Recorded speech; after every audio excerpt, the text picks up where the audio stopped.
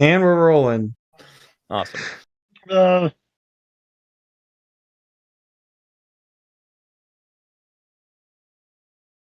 When adventure comes along, you must stab it. When you face the evil throng, you must stab it. Stab it in the neck. You must make a dex check. All right. Stab it real good. Stab it. Stab it real. Okay. So, as a quick overview, you are on your way to the island kingdom of Byzantium. Woohoo. As your long-term goal. And you are all... So, Island Kingdom of Byzantium in the northern part of north of the continent of Palladium. And you guys are 2 days along the Old Kingdom River. So far, you guys have managed to get in trouble every single day.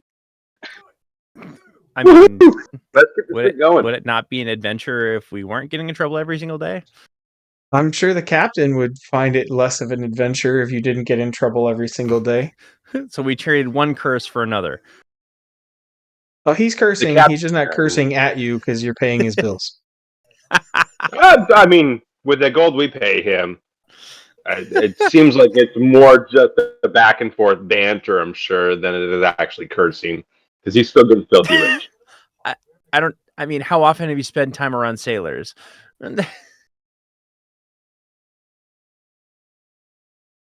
That's true, yeah. If they're not cursing at you, I'm guessing they probably don't care about you. So that makes sense. Okay, thank you for putting it in perspective. He loves us. He truly loves us. Okay. So, by and large, it is a peaceful and idyllic trip. As this is one of the reasons I've got the little cutscene out there of sailing through wide open plains and fertile farmlands. You're still doing that. You are, however, the flounder is, however, about to cross a ley line as it does a quick jog, as the river takes a quick jog north along it in your upcoming day's adventure. So if you guys decide that something interesting should happen along the ley line, I will listen to you. Like, if you're like, we need a fate point because we're going to be along the magic juice. Or you can continue to sail along the river. Could we have something interesting happen that is fortuitous? For whom? I guess that's the question, isn't it? I would say yelling hard as the translation. How many fate points do you want to pay? The flounder is getting kind of crowded and very chaotic as you've moved there are now 4 goblin families living on board that the humans were at least unaware of 3 days ago. And they're a little stressed out. So those of you who have skills that might help calm the waters, as it were, on board the flounder as you sail down, you might want to make like mental affinity or public speaking rolls.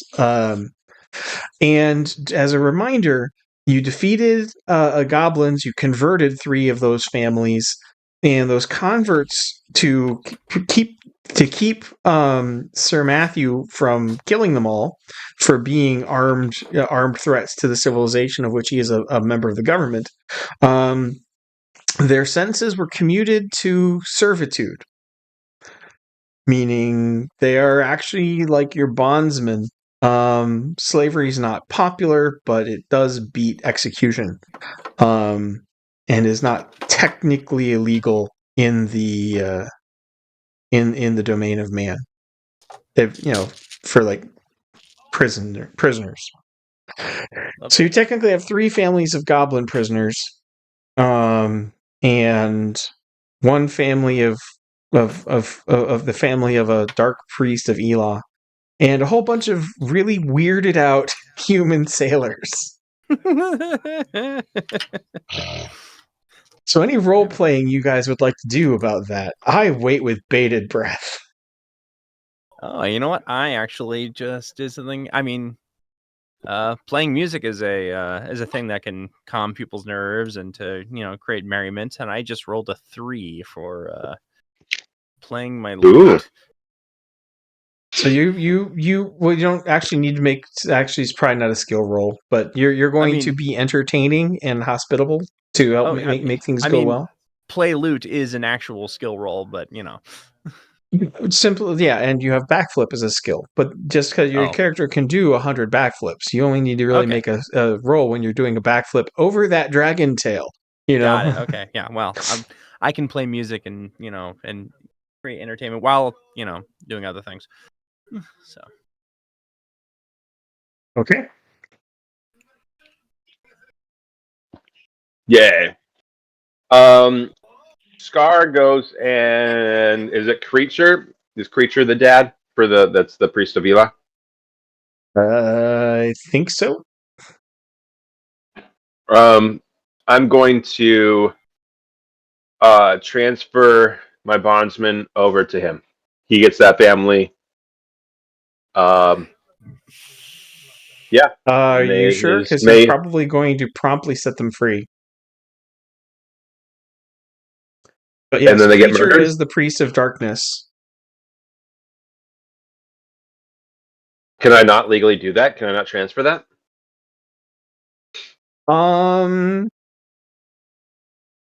Okay, so remember that, and Christoph, you want to chime in? It's your character. You arranged this deal, and I see that you're part of the chat, but yes. So, if you set them free, they will no longer be being punished, and henceforth, they must die. So, yeah. What? So I can't legally transfer their bondsmanship. Well, I mean, you can, but if they're set free, heads go choppy. So. Interesting. Yeah. So you either hang on to them yourself, or you got to convince Creature to not free them.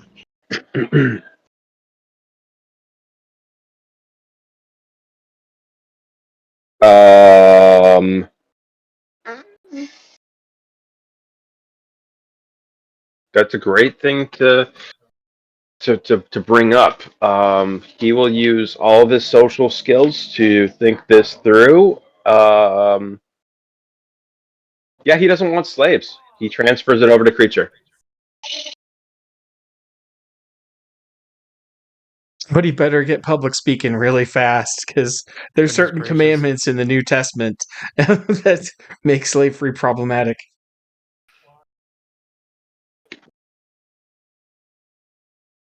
It makes what problematic?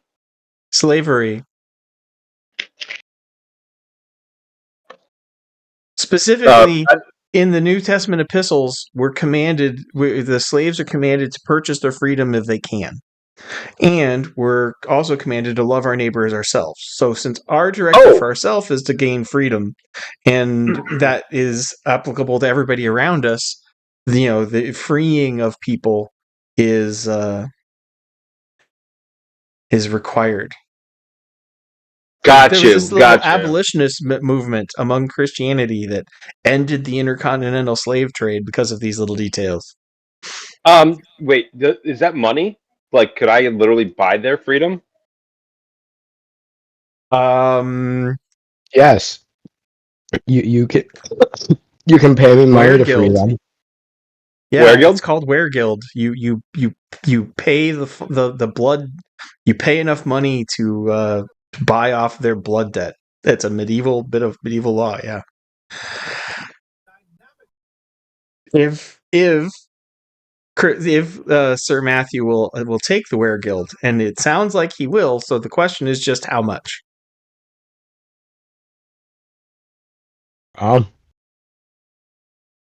Well, I would say they probably did a lot of killing, so probably like 1,000 per male goblin that attacked us. 1,000 Okay. gold. His slaves are only that's only 2,000 to free his family, because only 2 of them are technically guilty and everybody else just sleeps with them. Yeah, So I there you have go no then. problem. I pay you 2,000 gold. That means that they are now free. There you go. He looks around to see how many there are in the rest. How many more are there? You mean you want to free them all? Yeah. It's only another 8. So, so Oh, 10,000 total will free the entire goblin tribe. got you. The 2,000 I hand to him. Those are my people. The other 8,000 I throw on the deck and I say, take your money. They are not yours.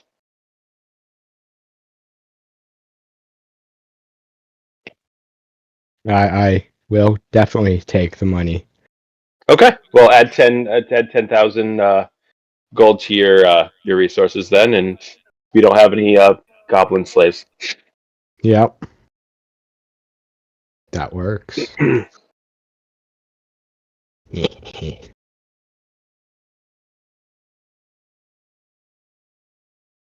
Hmm.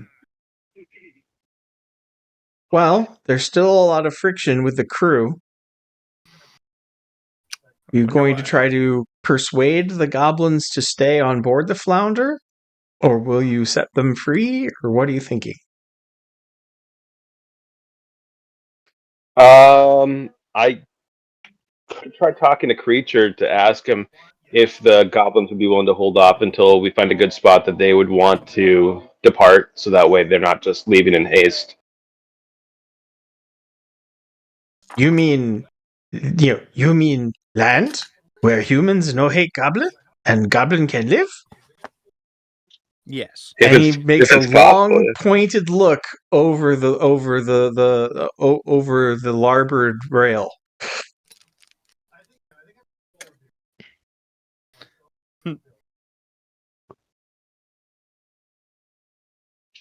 Because to port is the old kingdom where the monster races live, Yeah,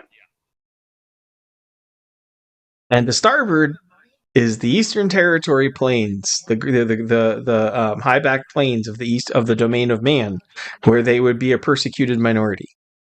right. And he's kind of looking at you like, "What are you talking about delay, Kimosabe?" Yeah, I mean, if they want to just go out right now, then I guess I'll have the captain pull the ship over, and they can get out. Okay. Um, the goblins debark. I mean, do all of them leave? I'd think some of them might choose to stay. Why? Well, I thought the cobbler ones were happy to be on the ship. They didn't have any place else to go. Now they have a tribe to pasture There you go. and lead. Yep. And now the tensions with the crew are going to be greatly diminished. They're no longer slaves. Okay. The GM offers a fate point to our warrior monk. What do we got? You don't have a Bible yet. Oh wait, all of the goblins? Like even the All ones that of were. the goblins. Oh wait a yes. minute! I was under the impression it was. No, wait a minute. Hold on. Hold it. Oh no! Wait. And I'm not the only convert on this ship too, so it's not just No. me. True. So And that's where I was at. Why would they I mean, technically he's the pastor right now. Would he just Go where the leave? majority of his flock is? Why, yes, I think he might. The goblin Christian, the goblin, the goblin dead in Elah outnumber the human human dead in Elah by like 3-1. Oh, for crying out loud. Cookman, you have given us adventure, and I haven't even asked you for a roll. Bless your heart. Gosh darn it. I mean, let me talk to the head goblin and say, like, how the heck am I supposed to get a completed Bible? Like, it's like, please don't abandon me. I need to learn more. You can move in with the goblins until you're done making your copy of the Reed of Elah. And just be left behind on the journey and catch up later. Is that what's going to happen? Not if you convince all the other player characters to also live in the Old Kingdom for a year while you complete your scrivening. It's going to take that long. Interesting. It does, Is but there not- it does basically take a year to make a manuscript Bible. We have great historical data on this from about 1 billion monks. Is there no one that I can? I can't take a single goblin as an emissary that would be able to help me out with this. They only have one copy. Ugh. And there's no way that we can speed up the copying because that's part of my catechesis. Gosh darn it! Can Creature go and pray to Elah to have like an intervention where he could have a copy made? That would be Lore of religion. Let me. Ooh. Lore religion. Let me see if I can roll underneath 59. For me, it's 50. Okay. Okay, I actually made that. Okay, I made mine too. Before the Reed of Elah was completed, there was prophecy. Ooh. As a matter of fact, that's was the fundamental role of prophecy, was to provide the truth that was not available in the completed Bible. And when the Bible was completely written, prophecy went poof, largely go bye-bye. God can do everything. I'm not a strict cessationist, Yeah. but as a rule, prophecy went bye-bye as soon as it was no longer needed because we had the Word of God. So what you're saying is that the reverse could be true, is that if we don't have access to... I'm saying you guys could pull a Joseph Smith because you're in a fantasy setting. Yeah. You could actually be doing your divination rolls to get God's word in dribs and drabs until you get it completed. Would take much longer. So I guess I'm trying to figure out which role would that be for me then. You said divination. That's not a skill I have. No, it's not. That's a problem, isn't it? A little bit. What if- A little bit. That would, yeah.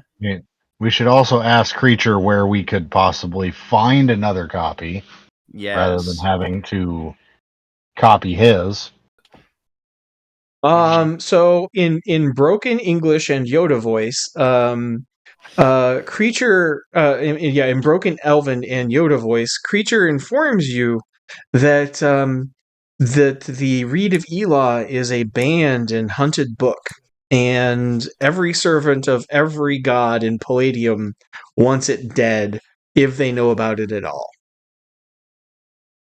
So what that means is that there is a library but somewhere if it were hidden anywhere,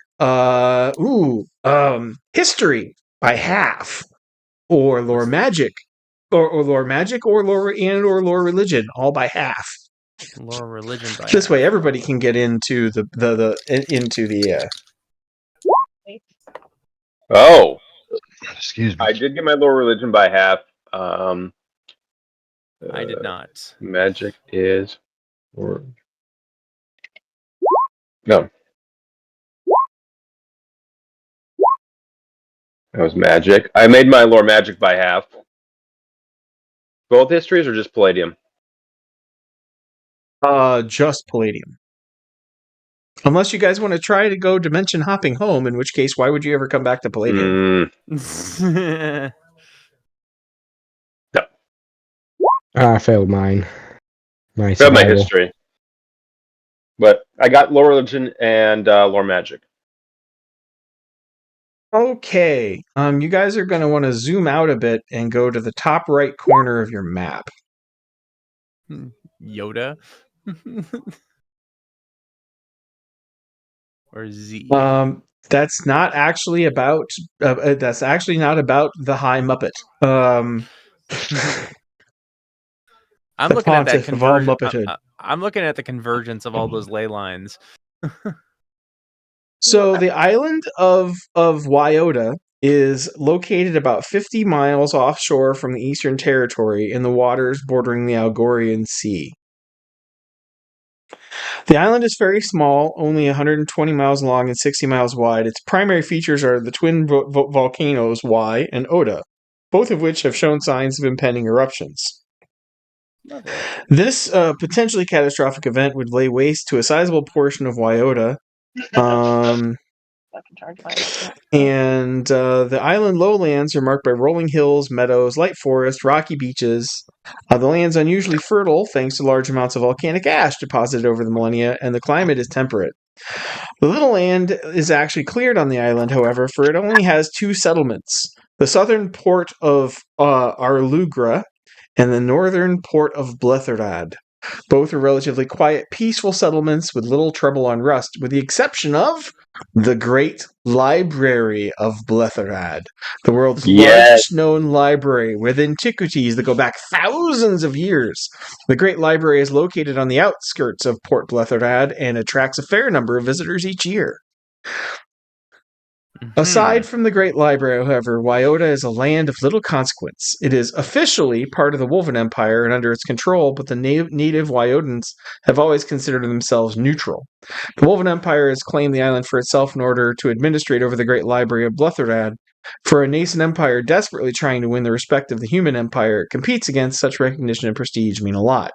The human nations, particularly the Eastern Territory, hotly dispute the Wolven's dominion over Wyota and the Great Library. But so far, all they have offered on the matter are harsh words. The reality is that most human kingdoms do not care if the Wolven want to say they own the island or not, as long as they continue to treat the island and its library as neutral ground, a land of peace and learning where all people are welcome to visit and enjoy the Great Library. Nice. So if you're looking for an ancient lost book, and hey, look, it's on the way. There is the island of Bletherad. Okay. The Great Library of Bletherad. That sounds wonderful. I bet there's all sorts of knowledge and things that we can find inside that library before the whole. Who knows? There might be ancient tomes of magic, maps of adventures to have. Yep. The possibilities are, well, not limitless because I have to sleep, but, lots. Vast. Right. Yeah, I like this idea. Right. So in the Isekai campaign, we're doing quest notes.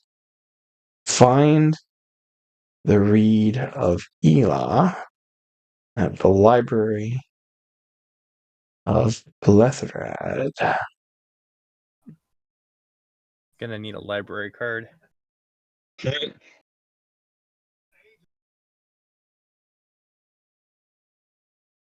So you say farewell to your goblin cobblers. There is once again the blood feast to celebrate their parting and the granting of freedom. And everybody agrees the Scar is now an honorary goblin. And they name him Pushfiz in Goblily, which means the Great Liberator. All right then. Do they need like weapons and equipment or anything? They have them. They have the ones that they had before. Okay. Okie doke. I'd like to hand them 200,000, or 200,000 in diamonds, so that they could buy stuff when they get to civilization. There's no civilization for them to buy stuff. Keep your gold. No. Yeah, No? they're outcasts. They're not going to be able to mingle with humans. The old kingdom is a sea of barbarianism. There's no merchants. There's not merchants. There's no shops. It's Conan the Barbarian all day long. Usually with Okay. fangs. All right. So you are the honorary sub-chief and member of the Blue Hand tribe. Sweet. And that's the only tribe of goblins that's going to care, but hey, we can now add the Blue Hand tribe to our map. Okay.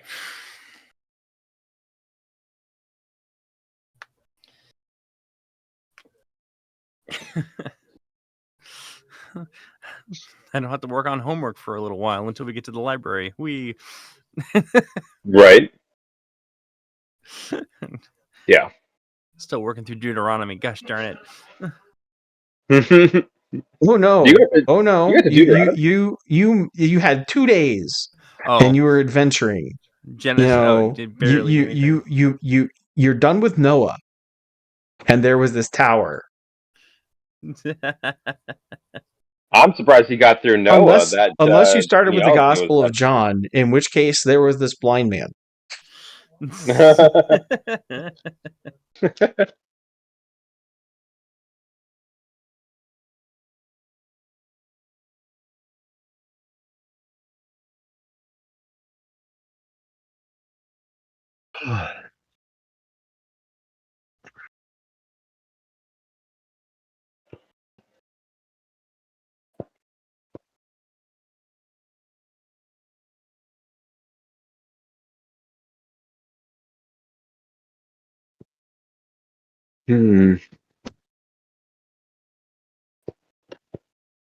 Oh, and you've planted you've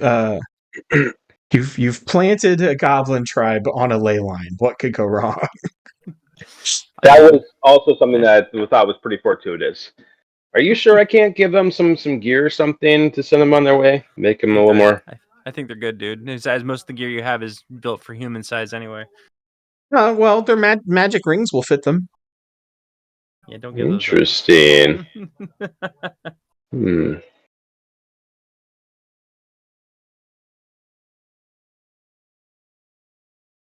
But he tells you the story of Job, Lot, and Job when their flocks were too big, and he kind of casts a friendly glance at his flock of goblins, who are busy chaosing their way up the hills, and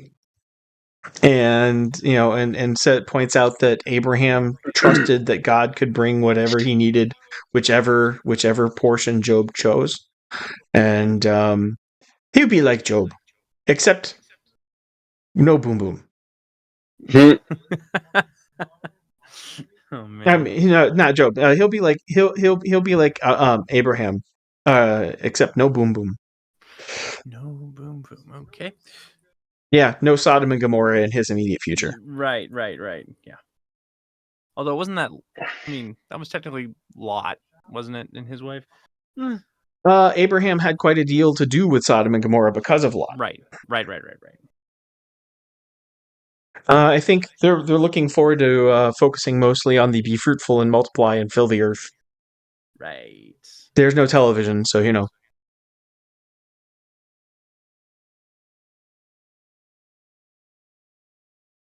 they're going to make like homeschool family of 14. All right, moving right along.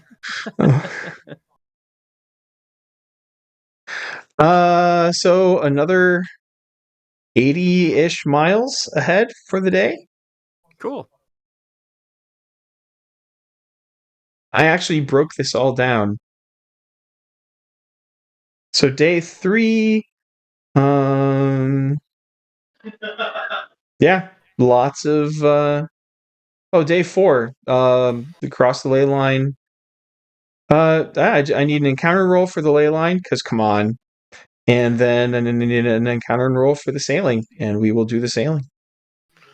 11. Who do you want to roll for the encounter? That's up to the party. I mean, I can roll, I guess. I'll give it a shot. I'm rolling Go a for couple it. dice.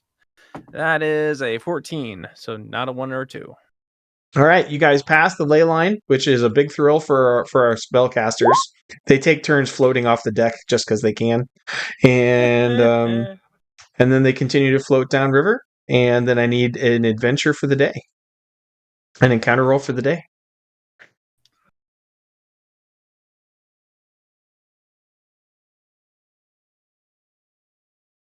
You know, Kristoff's being awfully quiet. I feel that we should place our hands in his our fate in his 18-year-old hands. Oh. Yes. This is gonna go great. This is punishment for not participating in the conversations. 5. Okay. And as punishment, nothing significant happens. Hooray. As you at the end of the day, you come to anchor far enough away from the shore to protect yourself and post watch, and the you actually see the sun paint the shattered mountains. Ooh. Which if you pan up, you will see the shattered mountains. Oops. I see it. Yep, the Shattered Mountains actually bisect the northern parts of the Dominion of Man. They are about 60 miles wide at their widest. They are old mountains, but very sharp and jagged, like the Rockies. And the mountain range mostly runs along a ley line, so they are just chock full of magic-y critters. And once you pass the Shattered Mountains, then things will be really rough because you will spend a couple days sailing past the Howling Lands, a dark haunted wasteland of evil. You know, we should Washington, totally DC. go exploring there. What? Why? Because it'd be fun. Like the last time we decided to be like, oh, let's go off Are adventuring. Let's you wake up a planning an dragon. away mission into the Shattered Mountains, which are rumored to be rife with caves and ruins, or are you going to try to solve the mystery? Explore the mysteries of the Howling Lands. Depends how many people would say we should go into the incredibly dangerous lands where 90% chance we're gonna die. I mean, You've made my day. oh gosh.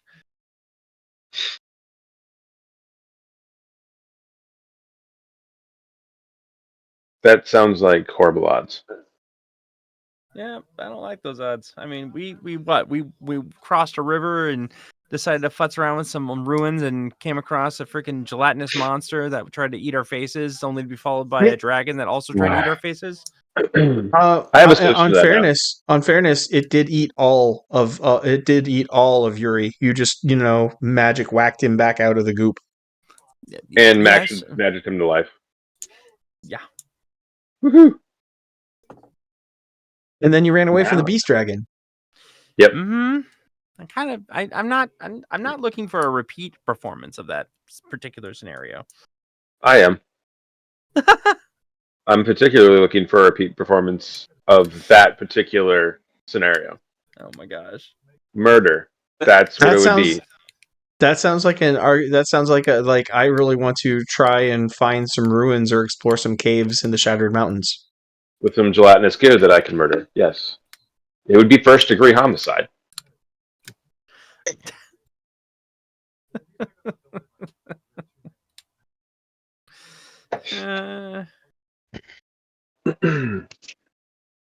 But in the meantime, actually, not the Shattered Mountains, probably. Houndlands don't sound too bad, but what does my big brain say? Does it say that those are horrible things to do? History and demons and monsters. Oh, okay. I'll roll some demons and monsters. So history is a no. I did not get history either. Okay. Dang. So that's kind of your geography roll to see if you are familiar with the region. Gotcha. Demons and monsters I did get. So those of you who make demons and monsters, well, let me go give you a bit of a preview here. 14 ER. What's the ER stand? Encounter roll. I gotcha. Yeah, encounter roll. Okay. That's what I meant. Yeah. Yep, no problem. So both of us got our Lord Demon and Monster. Yeah, That we is did. good. Woohoo! Okay. Living alongside the natural life. All right. So, geographically, the Shattered Mountains divide the northern half of the Eastern Territory, with the only known passes being in the north, where the mountains meet the Bruga Bellamar, and in the south at the Great River. Otherwise, the tumbling and the very south Old Kingdom River. Otherwise, the tumbling cliffs slice through the landscape, towering above the plains and forests. They're home to a wide diversity of wildlife, ranging from mountain goats and deer who survive on the wiry alpine grass that struggles in the stony crags, to birds of prey and monsters who nestle in the cliffs and peaks. Living alongside the natural wildlife are the, quote, occasional dragon, sphinx, dragon wolf, za, cyclops, nimro, fire giant, lizard mage, chimera, dragon-dactyl, goron, sucker, and griffin, as well as the more numerous water nixes, devil diggers, grunor, rock crawlers, and worms of Tot, scorpion devils, usually in the northern half, and packs of floaters, mainly in the southern half. Some claim there are a few titans living in the ruins that dot the peaks, and even a small, isolated clan of Donzi and Cyclops, who have chosen the rigors of the mountains over the comparative ease of the lowlands.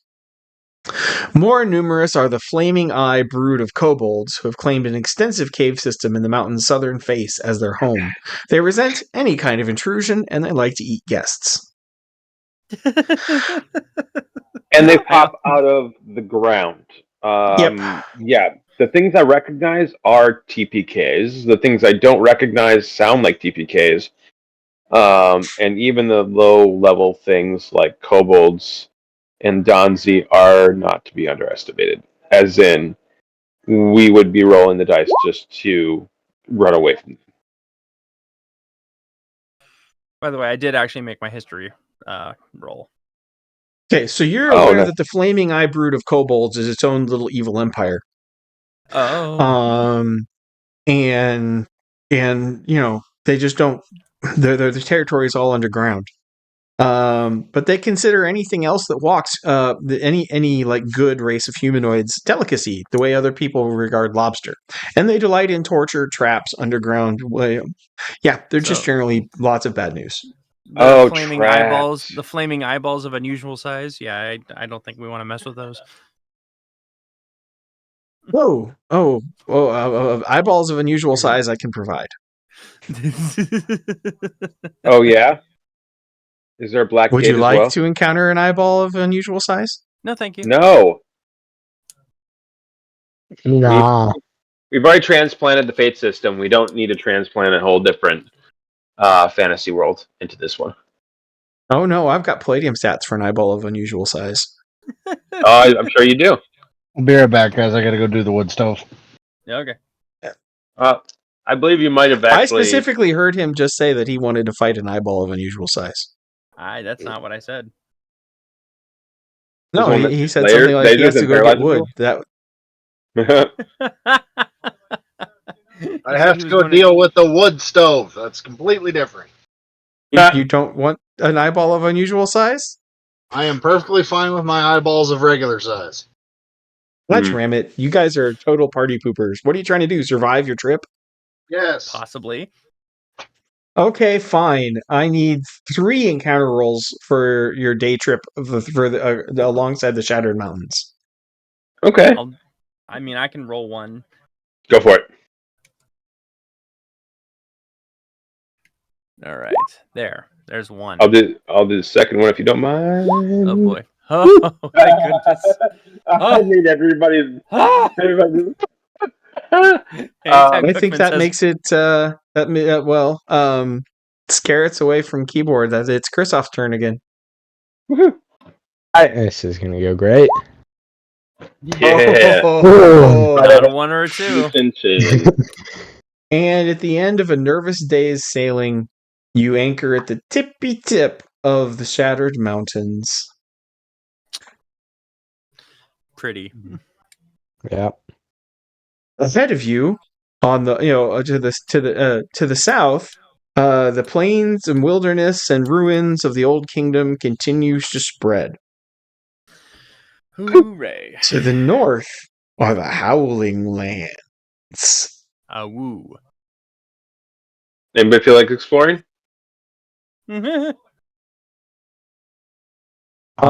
Standard history and lore monsters. Oh, I finally made history. There we go. Lore monsters. That was. Wow. Okay. Just grab my second roll for that one, but I failed both of them. Okay. The Howling 36. Lands is a narrow patch of broken landscape, of twisted trees and shattered boulders that rest between the shattered mountains and the Old Kingdom River.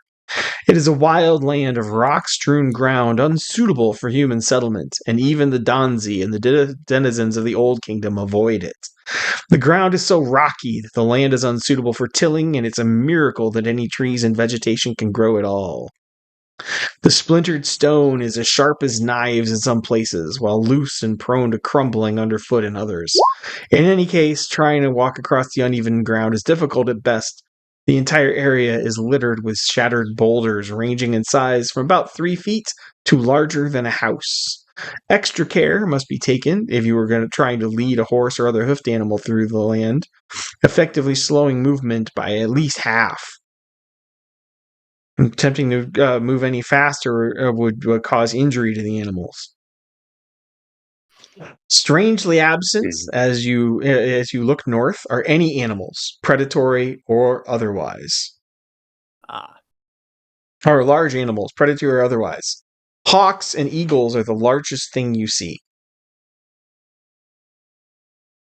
And off in the distance, you see a crowd. You see what looks to be a cloud, but it's moving against the wind.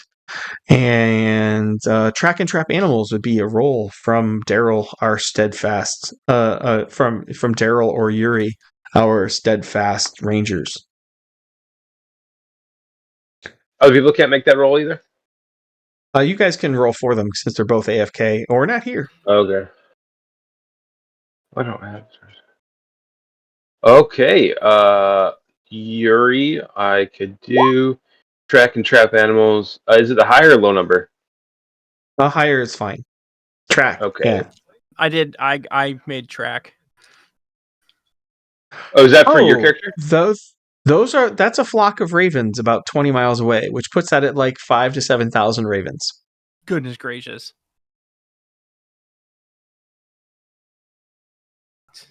Getting ready to batten down the hatches, boys. I'm gonna go below decks almost.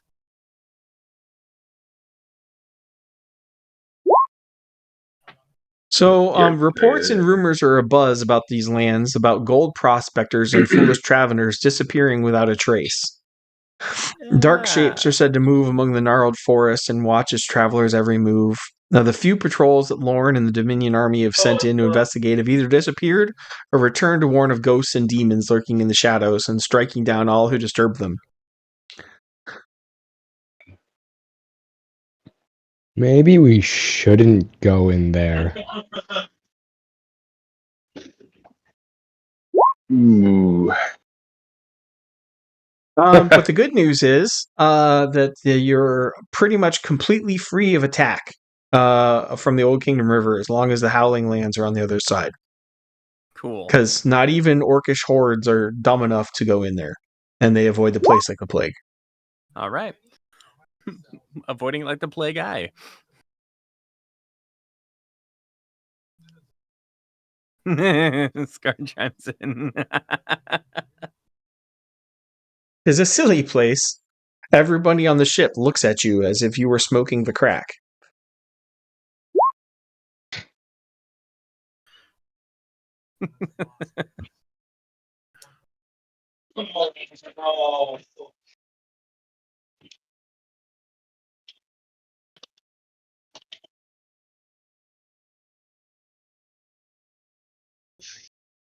It is almost 300 miles to sail around the Howling Lands. Fun. So 4.5 days. Joy. I'm not going to require any encounter rolls. Actually, yeah, I will require an encounter roll. Oh. I'm going to need an encounter roll from every single person every single night. Oh my gosh. Night Oh. 1. Because you're all Okay. going to take turns standing watch. Got it. Joe, here is your reminder. Drip, drip, drip. Alexa, dismiss.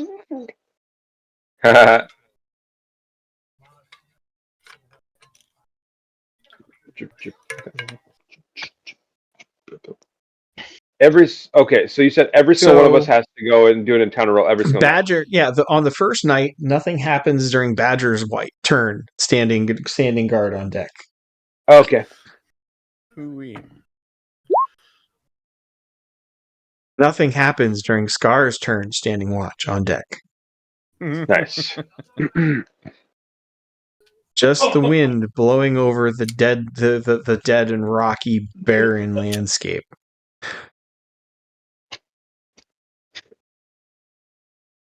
Pretty stuff. Yep. Nothing happens for Sir Matthew's turn, standing on deck.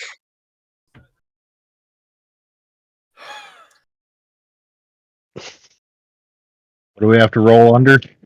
Or we just don't roll under? It's just standard encounter roll. I rolled a nat 20.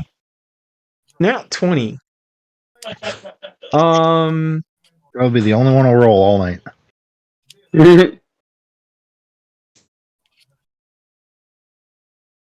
All right. So, let me double check something really quick. Does something good happen since he got a nat 20? Yeah, the good thing is that nothing happens. Yeah, that's true. That's true. So Daryl watches silently without letting him know. Daryl sees a pack of 6 large pony-sized wolf-like things of total darkness pass between moonlit shadows on the shattered shore. During the witching hour, and they don't appear to pay him any attention, and then they're rapidly gone. Nice. You take it. Yeah. Unless he decides to engage with them somehow. They're within bowshot. Avoid unnecessary violence. Yep.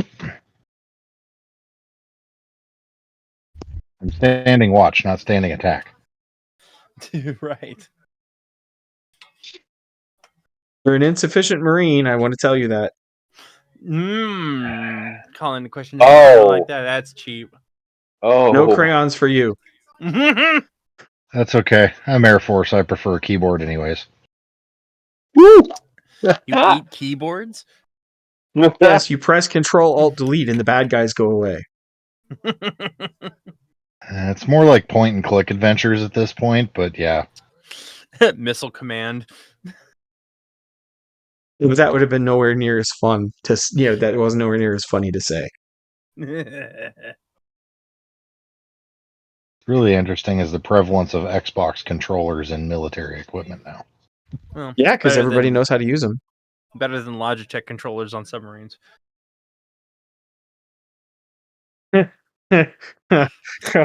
Jeez. Oh, that's dark. That's really dark, Rose, bro. I'm the only one here that lived on a submarine. It's okay. I can say it. That's still really bloody dark. And I'm not explaining it to everybody else. All 3 of our YouTube watchers are now traumatized if they Google it. All right. This has something to do with that submarine that imploded. Oh, yeah. Yeah. That was its control system. With no manual overrides or backups. Wonderful. Great plan. Mm-hmm. Oh, just the stupidest plans. Blue Origin? No. Yeah. Anywho, back to game. Mm-hmm. Okay. Day 2, sailing along the shatter. There's just no way to say how creepy and barren and abandoned this area is. It's like Mad Max, As the but more second, lifeless. well, I mean, but way more geographical variation. It's not all like the Australian outback. It's like some poisonous. The place looks like a nuclear wasteland. So Except, wait, what is a nuclear again? a And Helldivers 2 map is what you're describing? it's a Helldivers 2 map, right? With a perfect river border with North Dakota. It wouldn't hurt so much if it wasn't so darn true. And the fact that absolutely nothing is moving on either side because of how much nobody wants to frack with the Howling Lands. Yeah. But the shattered mountains do fall away along the horizon, and then you're back into the open plains. One side dead, one side living and afraid of the dead. And another night of standing watch. Okay. Right. Let's see. Encounter roll 8.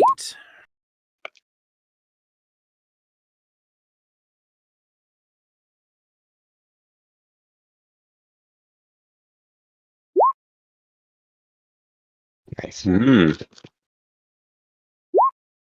Nat 20. Yay. Nice. Wow. Standing Interesting. guard on standing guard once again. This time Smallville, and Flash, who you're now quartering on deck. So Flash is not happy. Flash is supremely not happy, and Kristoff sees but is not engaged with a pack of 5 pony-sized shadow wolf monster things. Roll another 20 for perception. All right. 10. And he could swear he could see them running through the boulders, not between them, but like Shadow Cat style, straight through the boulders as if they weren't even there. I don't like the sound of that. Nope. Or the look of that. Nope. All right. I'm assuming you don't want to engage, or would you like to do combat? No, definitely not. Give me a prowl roll. Give me a prowl roll to make sure that they don't see you seeing them. Oh my gosh. Oh, okay. Sheesh. This is gonna go great. No, Leslie, let the dog in. There is one tense moment just before they disappear into the shattered horizon, where a pair of red gold lights, where the very last shadow pauses, and you see a pair of red gold lights appear that appear to be staring straight into your soul across like a 5-mile gap, and then it turns and disappears into the night, indistinguishable from the rest of the deadly darkness. Sir Smallville definitely needs a new pair of underwear now. Sir Kristoff gets 50 points for good judgment and playing in character.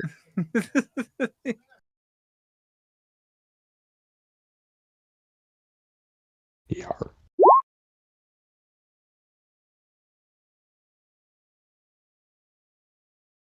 Okay. Everybody else, are you going to explain to everybody else why you're washing your armor the next day? No, it's regularly scheduled maintenance. The armor needed cleaning anyway. Yeah, nothing happened. Okay.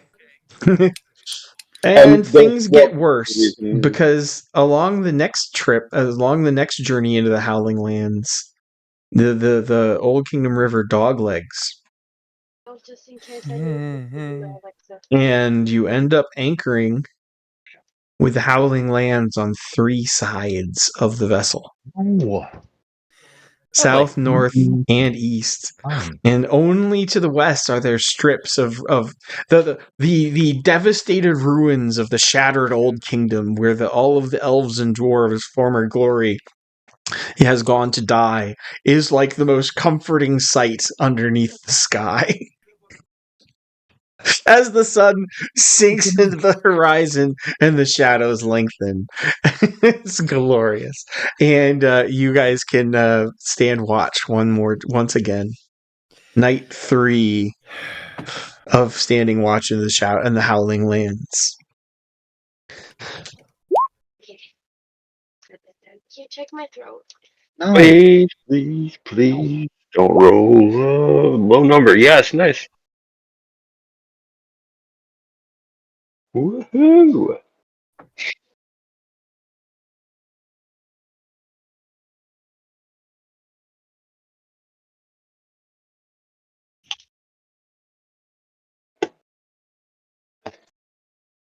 Oh.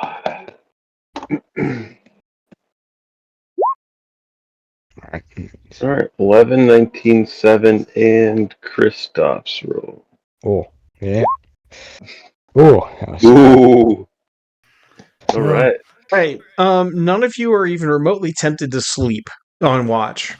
But whatever is living in the dead zone, that does not make any appearances on your third night. Good. Hooray! sweet. Hmm.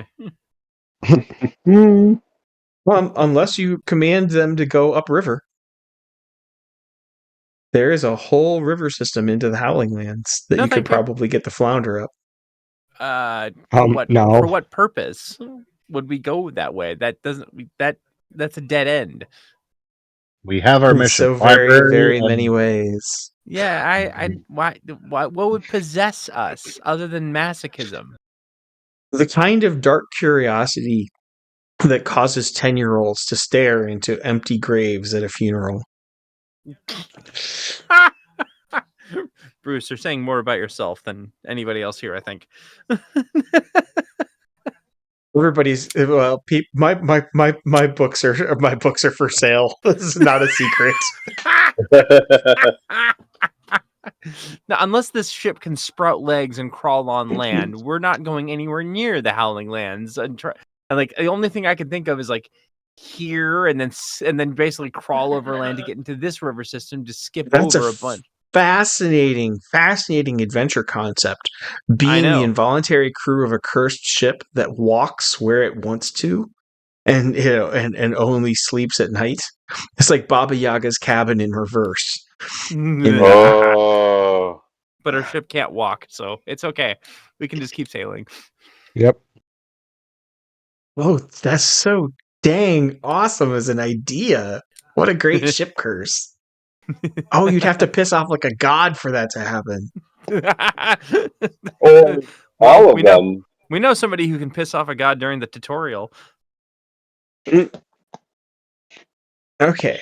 Yep. So on the 4th day, the flounder emerges, from by around noon, the Howling Lands fall away behind you. And on the distant horizon, the first of the great fortress towers, the first of the great stone towers, the massive fortress complexes that guard the kingdom of the city-state of Lorne and its territory from the orcish hordes. This is where this patch is not the only fortified portion of the Old Kingdom River for nothing, right? This is where the primary, think of Osgiliath times 10 and times 7, and that's Ooh. or times 8, and that's the stone towers, right? They're the riverside fortress fortified sub cities that hold back the orcish hordes in an active way.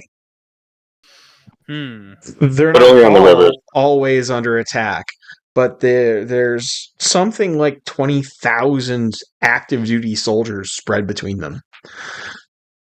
Woohoo! That's a lot. But but hey, you've made it to you can see civilization, and starting tomorrow, you might be evil like pour on board. Because after the Howling Lands, everybody on the ship wants a lot of hot beverages, hot spiced wine, something. Get me off this ship. It's kind of a standard afterwards for passing the Howling Lands. I need a hot bath. Yeah, I need to scrape the everything off of me. Ugh. Yeah, that's the Howling Land. Yay. Okay. So, will you guys try to sail through, or will you like to, will you like to make a shore call at one of the stone towers? I mean, as long as we're hospitable to a little bit of shore leave, it might be good for crew morale. Yeah, I wouldn't mind getting off the ship. Yeah, what could Pick go wrong? a stone tower. The first possible chance was like, I want a hot bath and to not sleep on this ship, and I want to sleep somewhere where there's walls, and the darkness isn't watching me. Maybe the second or third one, just to be behind a Oh, little more cover. the one by a ley line to make gosh. the magic users happy. I mean, yeah. Whoa. After okay. We're doing encounter rolls. Okay. All right. To Octavian. The eighth tower.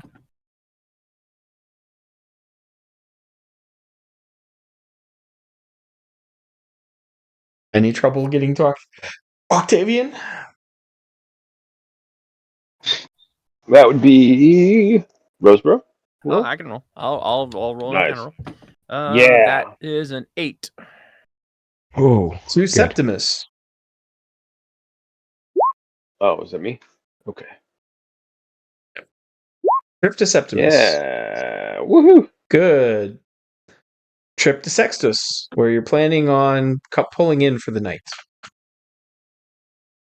That looks like Daryl. Yeah. Go scare it. Go scare it. You see that in the counter row. Yep. Okay. So after one solid. One. No. Ah! No. Ah. At the very last one. I'm sorry, guys. You know what? The dice giveth and the dice taketh For away. as many times that we had bad encounters, most of the time has been due to Cookman's rolls. It's okay. Yeah. Yeah. It's I okay. mean, this always happens right before we get there. Something happens. I know. I was just gonna get a shower, a nice hot shower, and they had to do this to us. Yep. Well, I mean, what are we near the ley line? Like, are the magic users happy? No, you're about 40 miles away from the ley line. Drat. Oh well. And the dice had been being so nice to me, I didn't see any reason to change it. They are mercurial.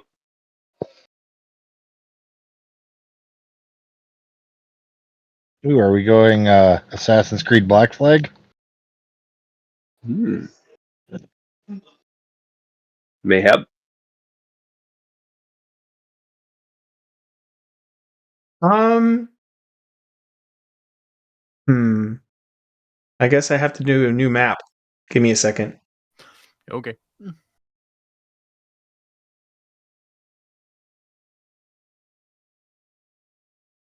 Because this is like lower Nile, like lower Mississippi. The river is a good half mile wide at this point.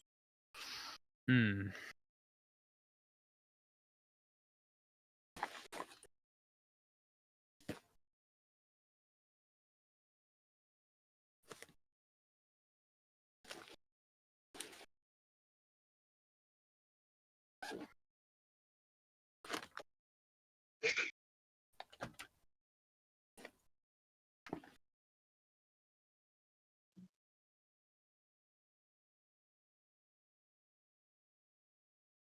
That did not work.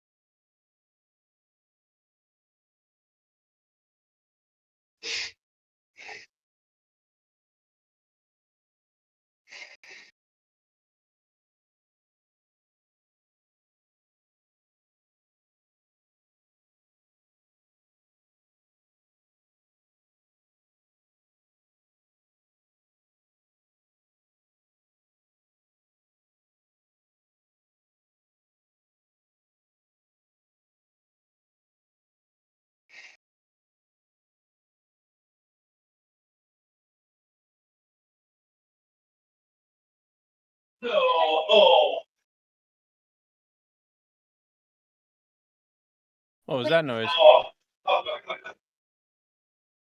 Was it me? Were you People in the one? background. Were you one saying no? Oh, that wasn't me either. That's All in right, the background guys. here, yeah. Right hand side. All right. Proxy battle time. Woohoo! It's just a tiny boat. B3. Oh. That's a lot of tiny boats. Okay. All right. Well, yeah. Yikes. Really? It's the orcs on their way to invade Osgiliath. Is this the? Please tell me this is the Port Authority. Orcish tribe. Great. Ugh. Well, I do have the ability to teleport, so I can go mess them up a little bit. And we do have a ballista that can throw like 40-pound to 80-pound rocks, so Nice. yeah.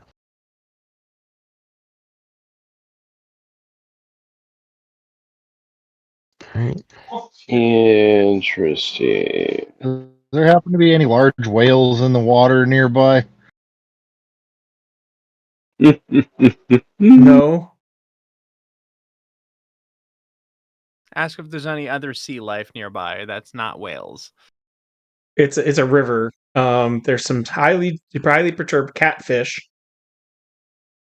You said this is like the Nile. Are there any crocs? Yes. I Why? don't know. That could be interesting. Wait. Do fire swords work underwater?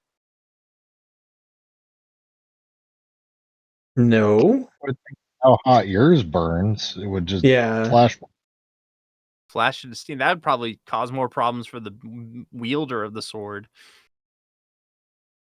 Would it? I mean, Yes. you want to have flash steam in your face? Ugh, that'd be painful. Yeah. I don't get burned though. I have protection. Just basically this giant explosion of steam literally in the water is like people would be like, what's that? Could it be enemy? I don't know.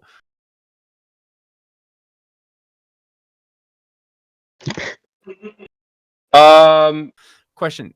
Are these basically canoes? What are these? Call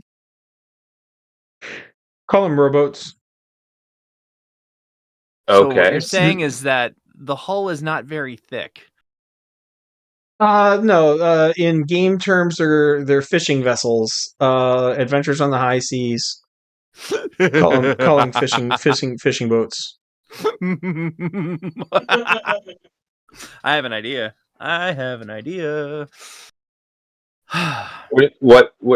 What is your idea? So what I acquired with my last purchasing run is a ring that allows me to teleport 9 times.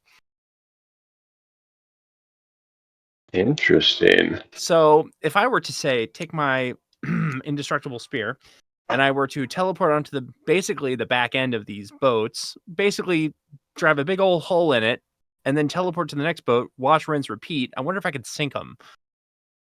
Over the course of the next couple hours, probably. Oh, it would require that length of time in order to puncture a hole in them? Oh no, you can puncture a spear-sized hole, and anybody with a sock can plug it up.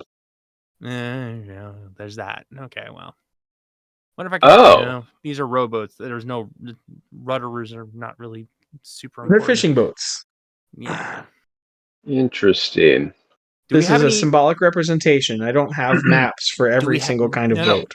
Do we have explosives? No. We don't have any explosives on board. Do we have grain alcohol? There's only Scar. I mean, there is me. Yes. So I can why turn don't you into guys place? If you want Flash, we can have Flash up. Oh wait, not yet. I mean, I don't think he's on the deck anyway. well, I don't think horses and water mix very well. So more than you'd think. Hmm. But Well, I mean, he's in the fight no matter what. yeah.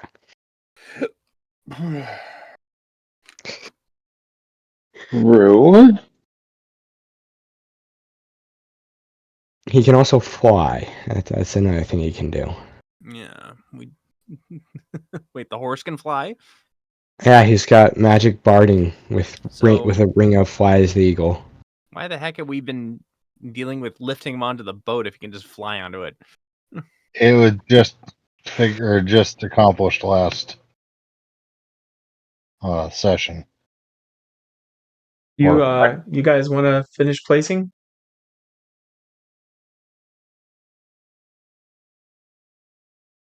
I need Daryl on there. Sorry, we got sidetracked looking at my character sheet. Nice. Trying to see what my options were. Yeah, I hear you.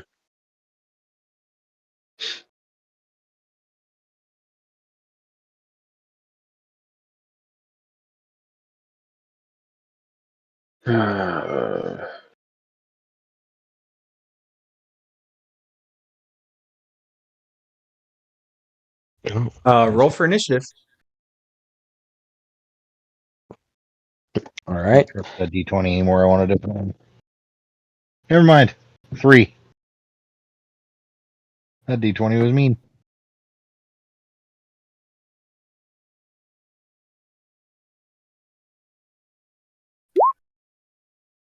$22 for initiative. Nice. I suppose technically that's a 6 or something. Forgot to have my bonus.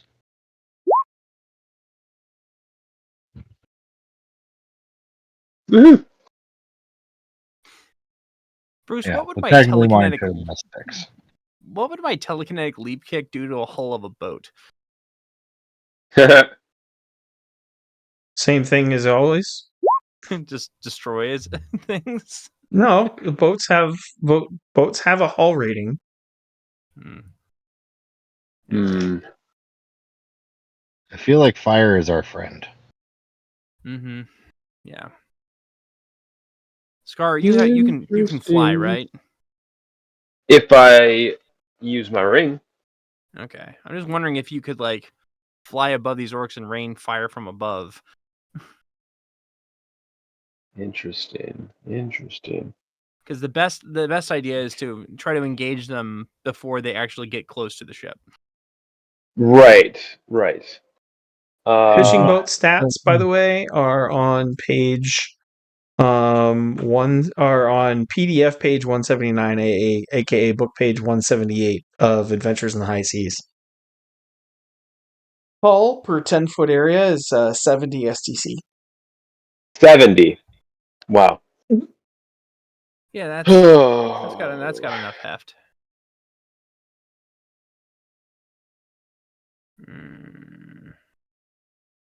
That's gonna be fun.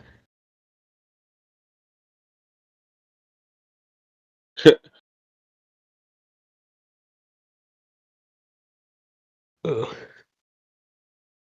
And arrows, by definition, do no effective damage to wooden vessels. Mm-hmm. Interesting.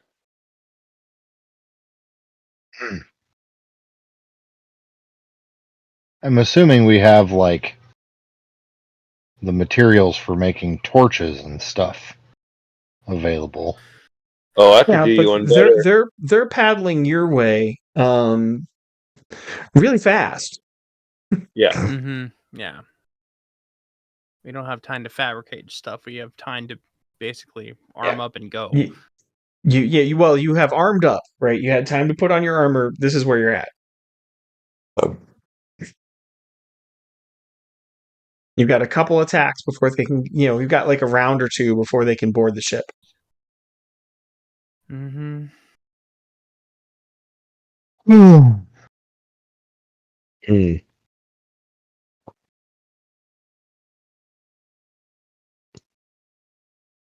Okay, if people have rolled initiative, let me play with the turn order. Oh, that's a lot. Did you guys add yourselves? You can't. We can't add ourselves. All right. I wish we could. That'd be pretty sweet. Let's try this again.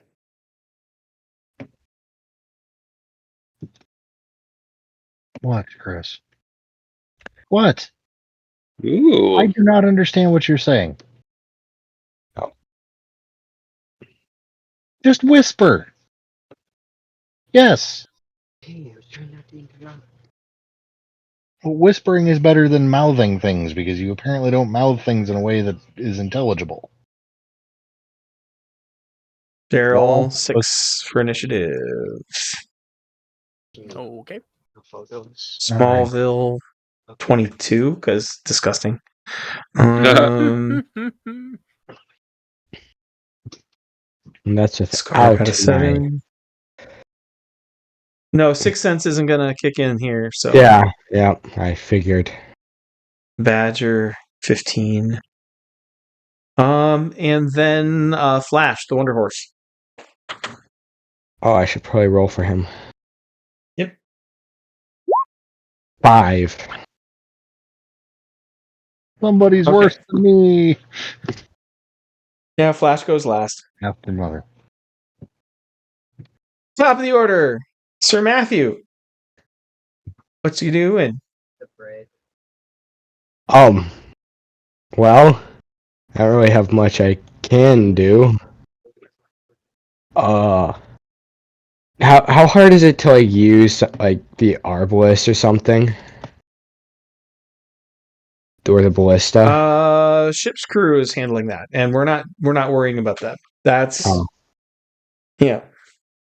They're not. Different. They might be in the director's cut, but we need to, but the story should go forward. So Got it. we're not taking that much time. See. So the ship's marines are also up, and they are also fighting, but we're not worrying about them. Yeah. Well, I don't have a bow, so I ready my sword and shield for when they inevitably arrive. You not have a bow? I do not. I may or may not have forgotten to buy one. Well, lesson learned. I've got a lance, but no. Aha! Are you ready? So you ready your sword and shield? Very noble of you. Yes. Blood spiller. Create an aspect. Ha! No. Badger, you're up. Teleportation. Oh my gosh. Oh, things are about to go downtown Fubar real fast.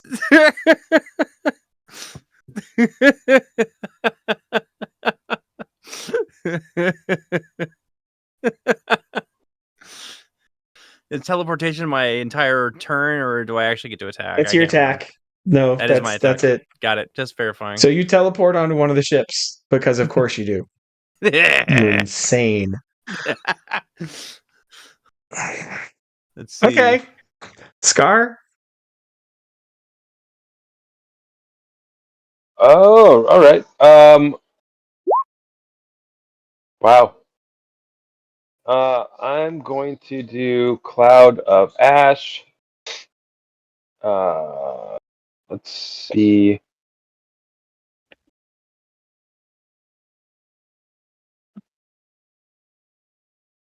Well, I can hit these guys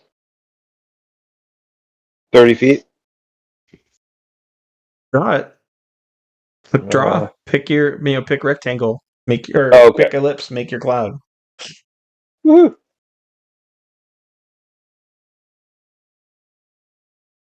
That's 1, 2, 3, 4, 5, 6. 6. Only 6. So a circle, six squares wide, six spaces wide. Oh. It has to be a circle, or it can be a square? It's a cloud, it's a circle. Okay. All right.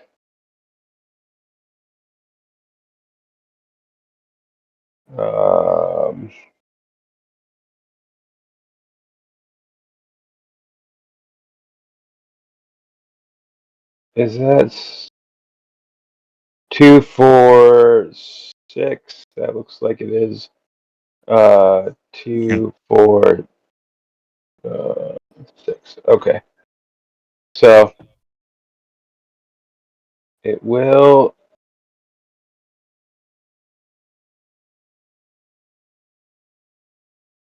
I'm gonna have it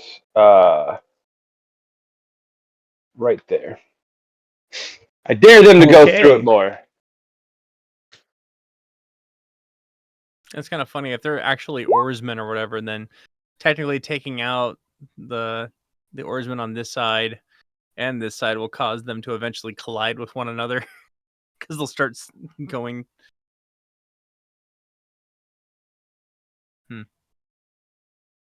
Oh, I do need to look at the effects of that.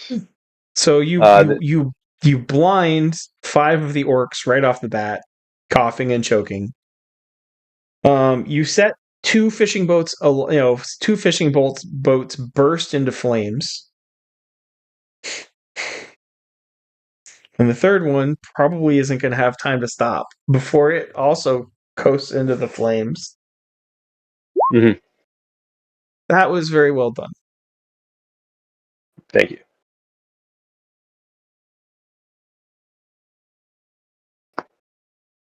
Daring, clever or not, is definitely going to Rose.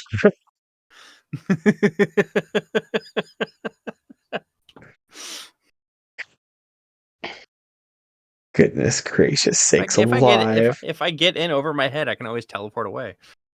Daryl? What would Daryl like to do? Turn invisible for one. Okay. Daryl turns invisible. And then That's it. That's all I got time for?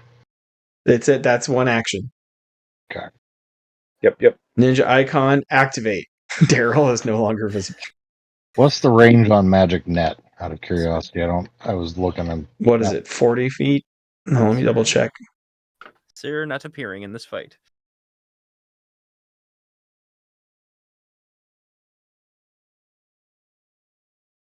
Yeah, Sir disappearing from this fight. Right. Yeah, I'm gonna need a bow. It would have been wise to buy one of those. Yes. Horse archers are kind of famous for being useful. Do I still have the ability to move on this turn? Yes. How far? How are you moving? With my ring of flight?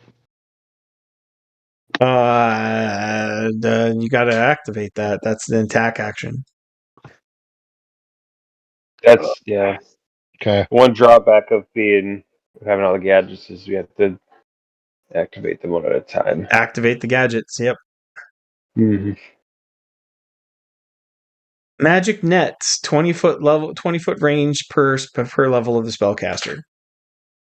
And our rings were equivalent to a 3 level, if I remember correctly. Yeah. So 60 foot. Nice. Okay, orc soldiers.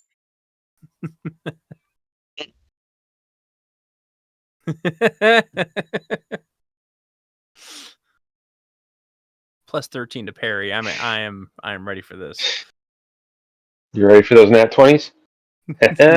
No! Don't say that. Don't say that.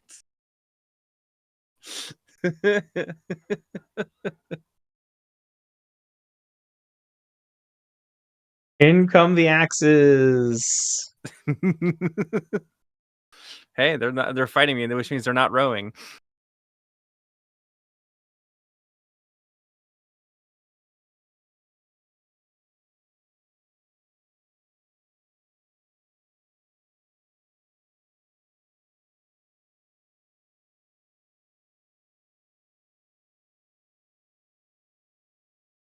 Two, 3, 4. What? Start off with a nat 20. Seriously? So what do I have to roll in order to be able to parry that? Gosh darn it. Oh, 27. Okay. I need a 14 or better. That is a 16. So that's a modified 29. Okay, now parry a 19. Okay. Rolling again. That is an 11, so that's a modified 24. Parry a 15. That is a I rolled a 50. I rolled a 2, so that's a modified 15. Parry a 20. Okay, wait. I just rolled a nat 20. All right, very cool. So, staff of blurring, you barely escape being overwhelmed you narrowly escape being overwhelmed in the instant as the orcs turn and shower you with orky love with battle axes.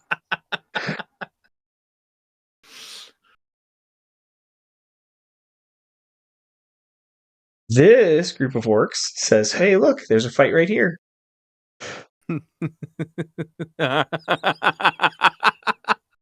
This group of orcs is like, "Oh, violence," but they're going to go forward. Okay.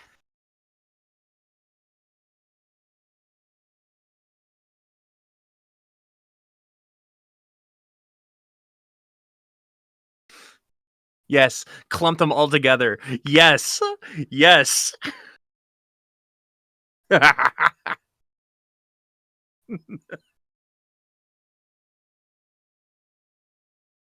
Okay, I have to roll. I have to roll a seamanship basically.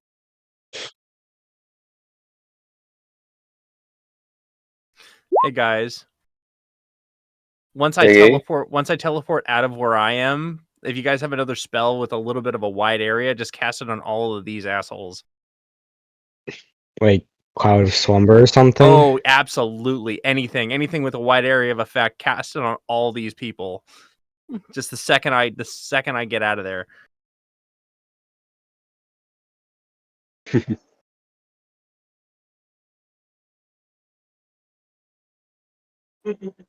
The orcs like to play clump ball. I'm gonna encourage that.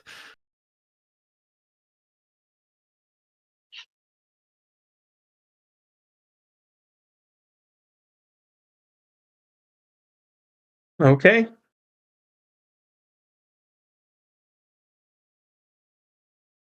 And the rest of the orcs paddle paddle ever closer for their first attack. Oh. Try to get out of the cloud.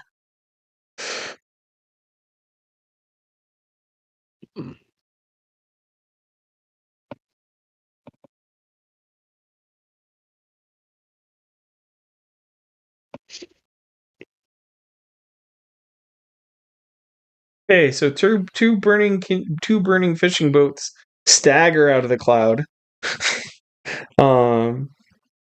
Multiple blinded, yeah. So they're on fire, and the others are not, and it's very distracting.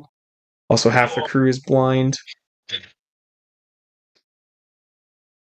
And top of the order, second attack. Sir Matthew.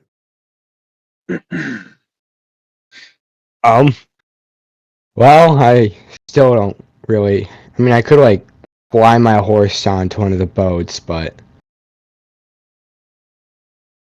I think I'll just hold on to my attacks for now. Are you able to You fly your can't. horse? They're a and measurement charge? of time. Dang it! Are Oh, you- He can charge can- on a flying horse, yes. Yeah, you could Yeah. literally just charge one of the boats with the horse, like a battering ram. ooh, actually, that's a good idea. All right, I activate Flies the Eagle for my second attack. Okay. On you, and is that also going to be Flash's attack? It only takes Um, one attack. I thought that when you're using the weapon, it's you and up to like 2 other. yeah. Well, so Flash's bridle gives Flash fly as the eagle. And Sir Matthew's ring, I think. Oh, you're just going to ride Flash, so I guess that's fine. Yeah, You can yeah. Flash. You activate Flash's fly as the eagle. Yep. Andere, arriba. All right. Anyway, I thought he got included in that because of the fact that with the no, no, just no. He can sit on a flying horse. That's fine. But just because his armored ass can fly doesn't mean his horse can suddenly. I was saying that the when you have the enchanters, it states on there that turns wielder or no. Oh, I'm thinking wielder invisible is what it is. Yep. Ooh. Yeah, turn invisible. It says that you allows him as many as 2 people if it's a certain weapon, 4 if another. If it's a bigger weapon. So no. Anyway, moving right along. Gotcha. So Flash can now fly. Badger. Well, I think I have to teleport away from here because there's going to be some crap going down here any second. So let's teleport. You're gonna teleport onto another ship. Oh, heck yeah. Oh my gosh. Why?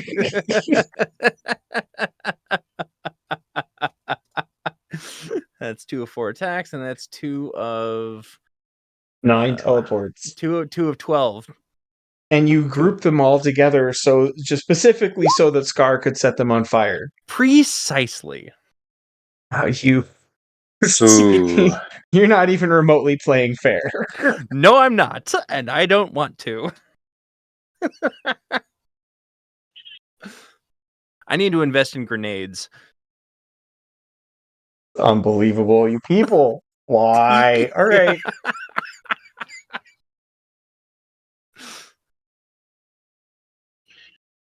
I think Molotov cocktails would be more handy right now, but yes. We have a fire warlock. Pour whiskey in them. It's almost as good.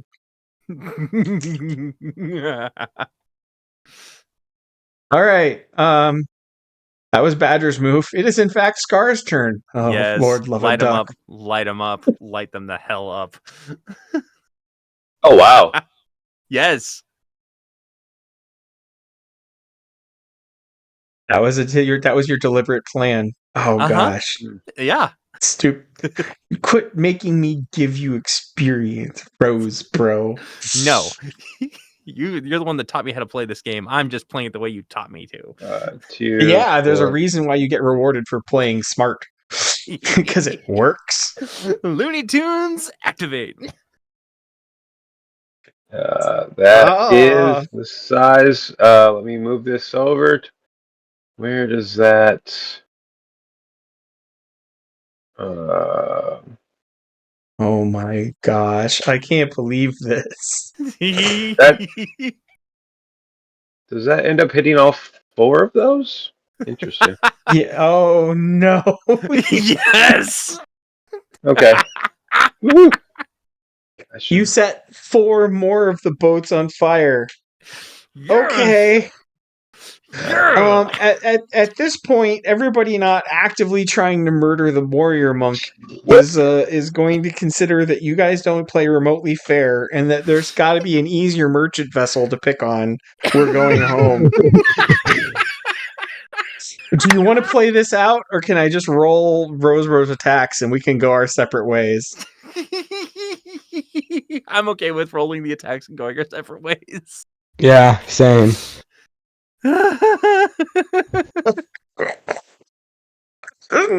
If I simultaneously attack, does that mean I can just teleport again? Yes. You're going to simultaneously attack teleport away the first time somebody hits your armor, aren't you? I mean, I could do that. I'm just asking if I could. I didn't say I was gonna. Lord love a duck. All right. He does. He loves all the little duckies. The Lord loves all the little duckies. This is most certainly true. Oh, my brain. All right.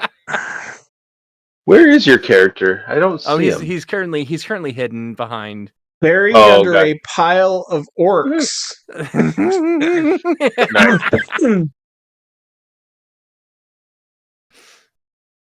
All right. So, are you attacking me, or am I just teleporting away? I'm attacking you. Okay. Whoa. And they're all under your armor rating. Oh, so it's freaking Peter Pan. Wee! I'm back. Bye.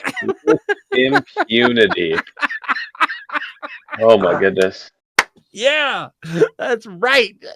I didn't even not even the one orcs full turn. Extinguish one another, huddle closer together for comfort, and sail home. God. Yes. Oh.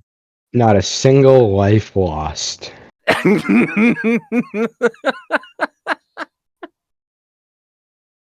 See, we avoided combat. And not a single You SDC did not of avoid damage. combat. You just were not capable of participating. There's a difference.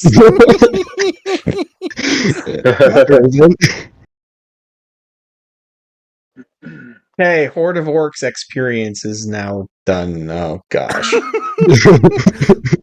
All right, boys. Hot showers tonight. Yeah. Yes.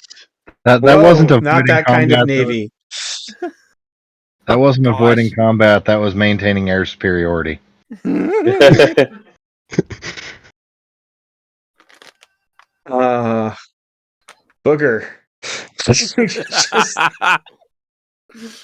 I'm assuming I got a decent amount of XP for that little exploit.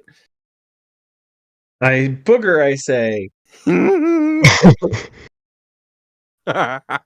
Woo.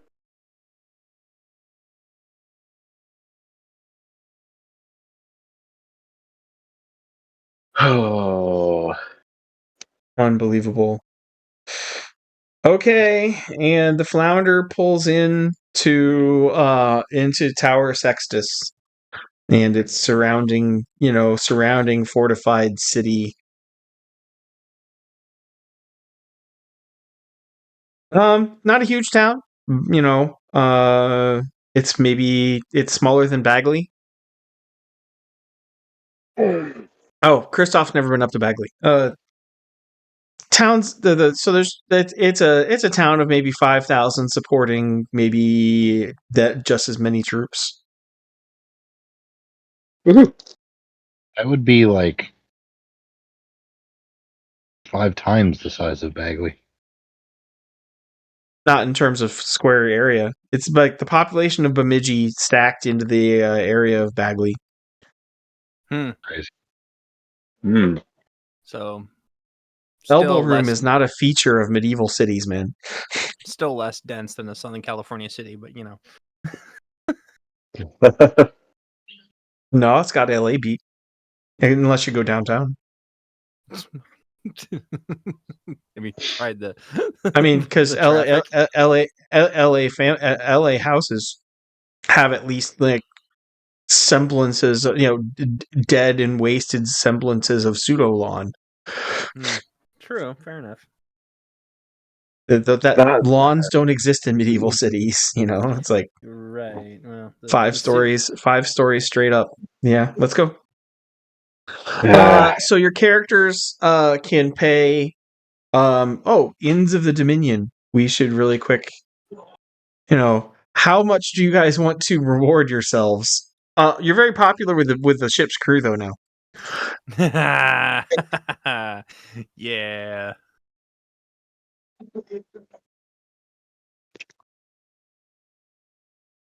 So yeah, ship's morale has now vastly improved.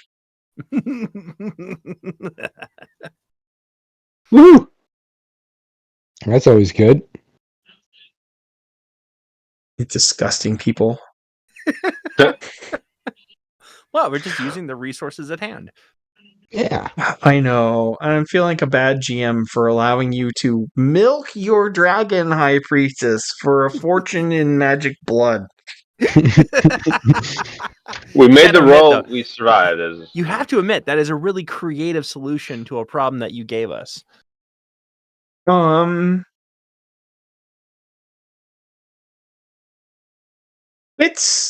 It was very creative. It was very useful. Uh-huh. So Inns of the Dominion. I honestly don't think there's more than a 3-star inn here. Stabling, feed, hot water for bathing and breakfast as part of the room charge. Call it 70 gold each. How dare they?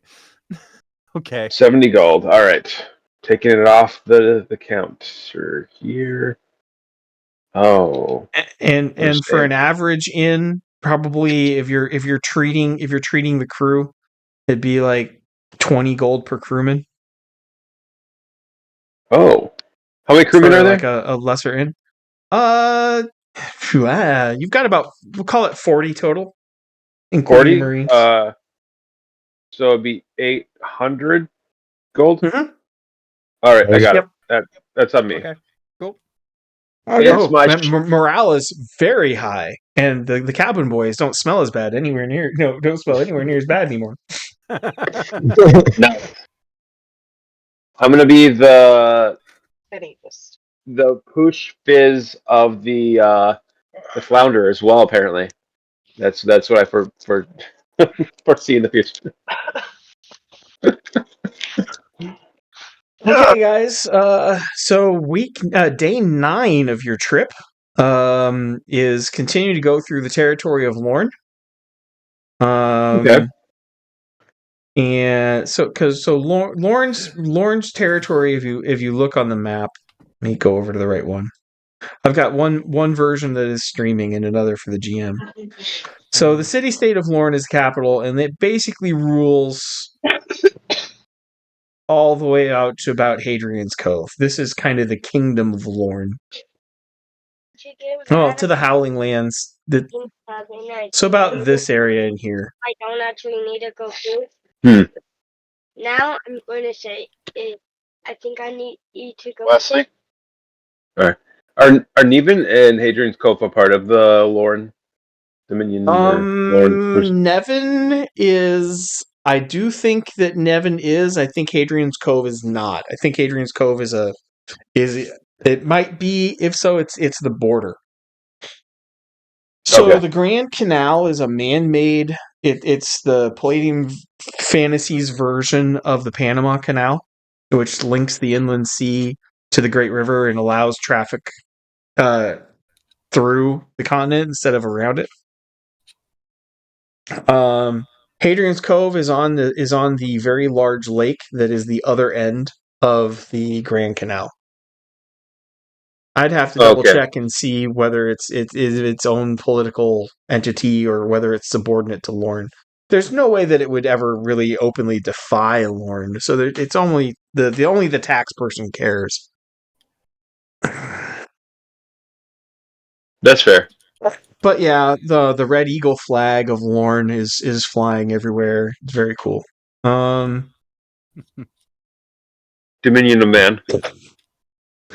All right, encounter rolls per towers the next day. I'm assuming, are you guys going to relax here for a couple days, burning money, or it's a ship business, so you're going to get back No, on the water and I would say keep get going? back on the water personally. Yeah. Yeah.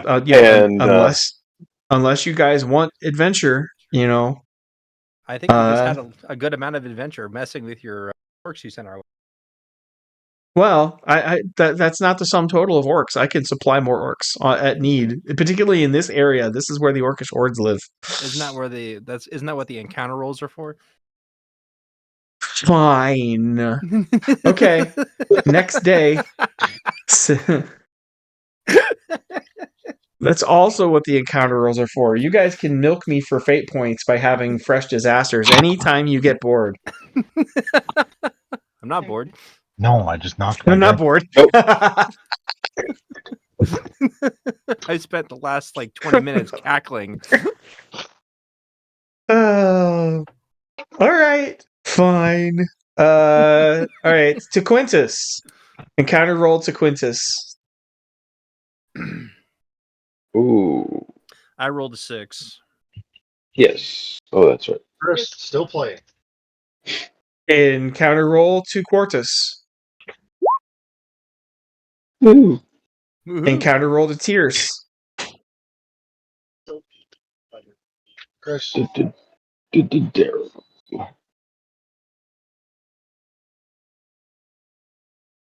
That's a scare D20, I think, right? Hold I on, think it's scares.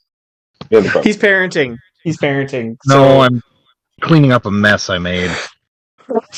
he's parenting by example.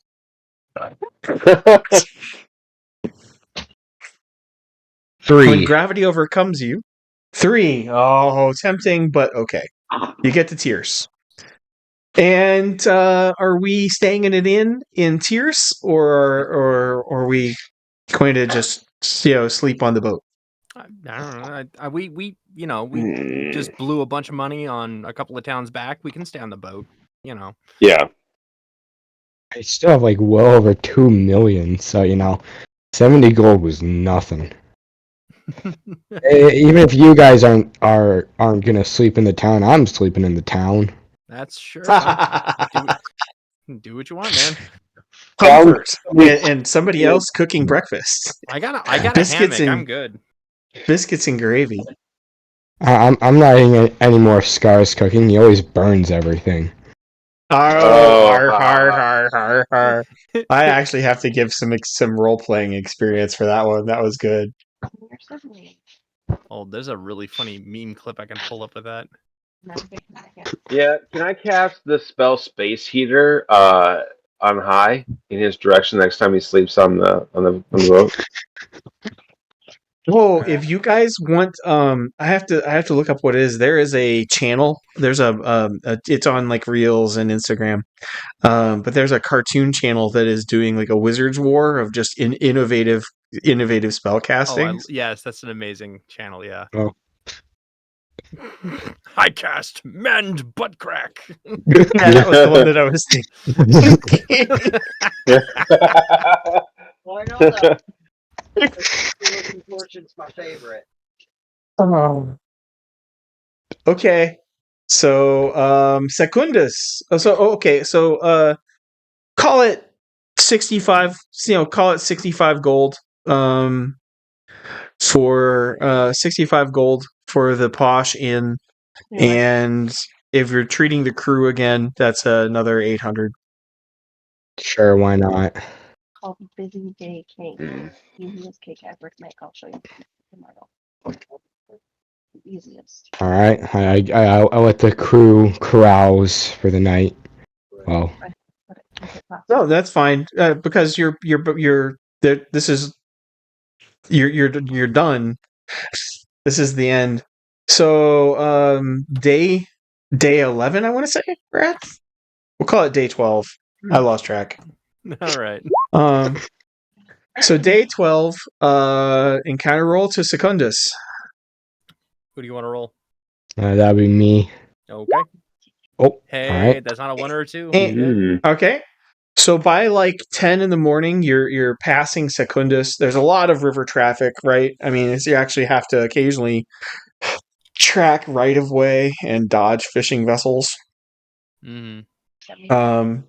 Getting closer, to well. Everything's fortified on the north, but there's quite a lot of people living here.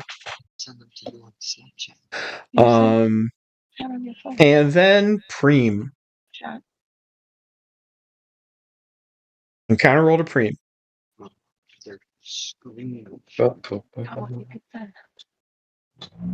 That's Roseboro. Okay, I'll roll. Yep. Rolling. That is a 14. Oof. And after a week and a half of the Old Kingdom River, with a current behind you, the inland sea opens wide ahead of you, and you leave the river for the tang of salt water and the pitch and roll of the open ocean. So I need to go to my computer. Mm-hmm. There you go. And coasting for a while because it's quick and easy. You guys actually spend the first night. Although it's first open sailing watch, there's no real anchorage here, so there will be sailing through the night on the open ocean. You do see the lights of the city of Lorne, a good 10 miles off the starboard beam. Mm.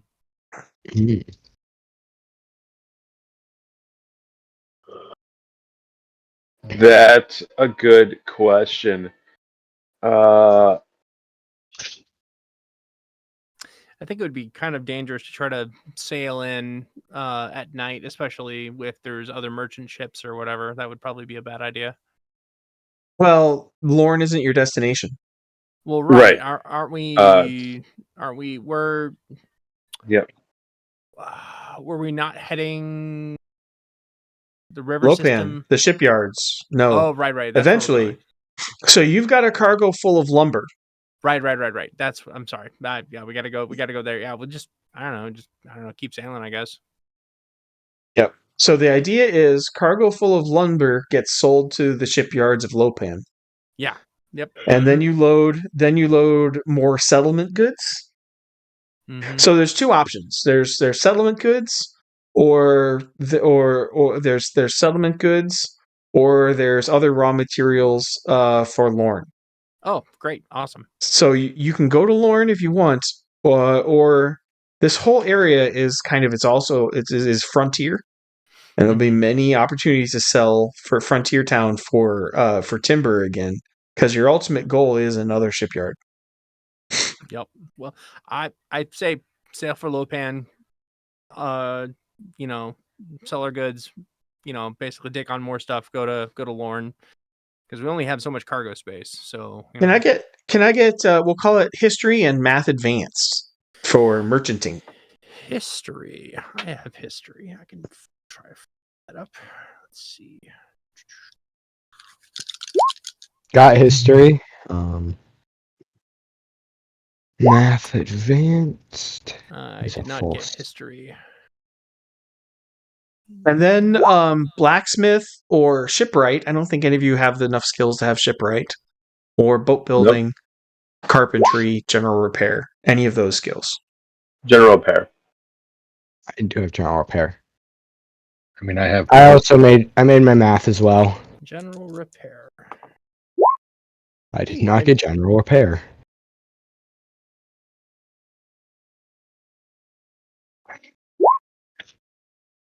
Nope.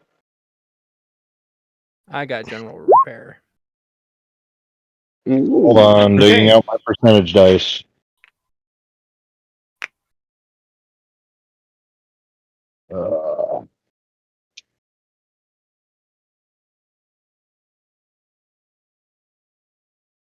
Did not make shipwright. Ooh. Did make blacksmith. Did make carpentry.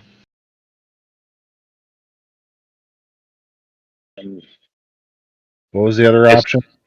Oh no, There was you've made more than enough. Okay, so Eastern What was it? Territories, page 224. Or 225, trees unique to the east.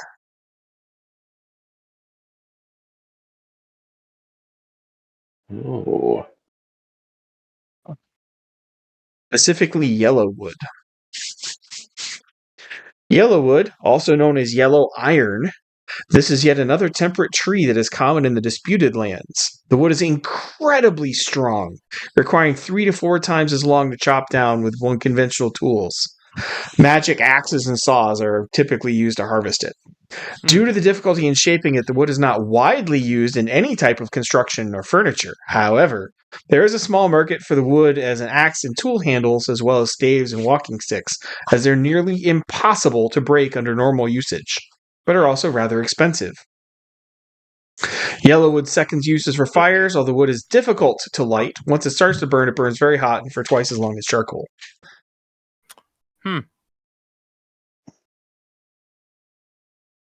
Like a shield of yellowwood costs 1,000 gold.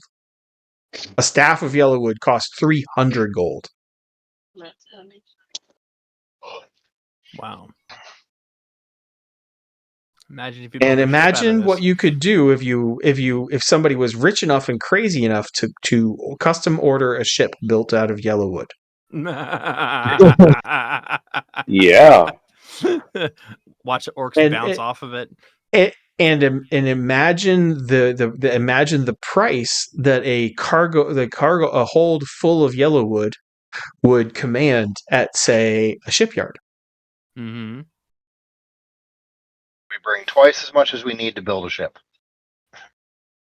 Well, the merchant ship has 2 different load categories. There's light and heavy. Heavy load means the hold is full enough that she's riding low in the water.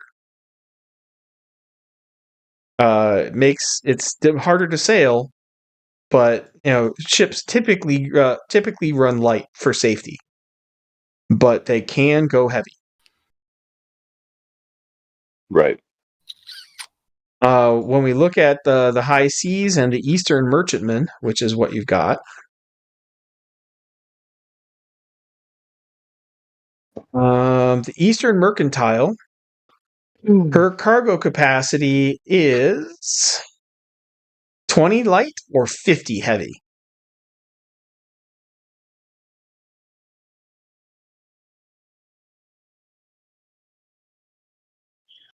Interesting.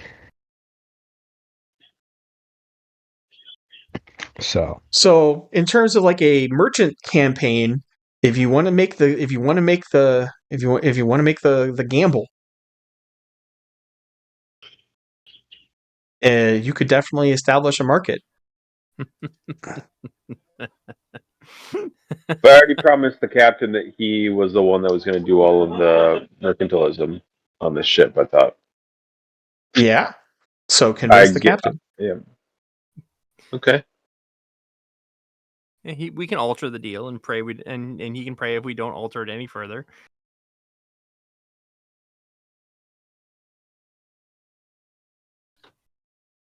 It would be a hard sell, but it's a big gamble. It's maximum profit. It's a Mm-hmm. yeah. If it'd we be do it'd be this and interesting. then we can order a new ship, then he can have his ship as his. Like, he can own it. Yeah. That definitely works best in his interest. If you sell this, you've given him another mercantile loop. Mm-hmm. Right, loading up with yellowwood and returning. Right. To for custom ships. Yeah. The Rolls Royce of ships. Well, you've already given him a magic ship with double the STC because of what the cobblers did. Mm-hmm.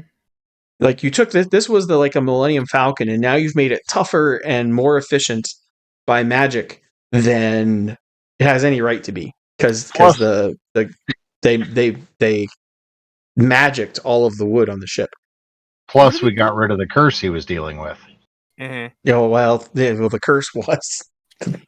Yeah. Question: if we were to, I don't know, say, get an actual ship made of yellow wood, would we be able to, I don't know, go back down the river, have the Blue Hand, basically call it the Blue Hand tribe and say, hey guys, would you like to help us out and magically augment our ship? As of basically. I think you've laid the foundation for like years of adventuring on the seas and waterways of Palladium. Heck yes. It does take remember Yellowwood is 3 to 4 times as long to work, and it does take at least half a year to make a boat. We got time. So it is like 2 years, before you would get your custom order, whatever the hell you're trying to pay for. Bradley fighting vehicle of these. Yeah. So still sounds like a worthy at least if you succeed in your quest to get a flock of Pegasuses for Sir Matthew's holding, then you'll be able to fly home. Absolutely.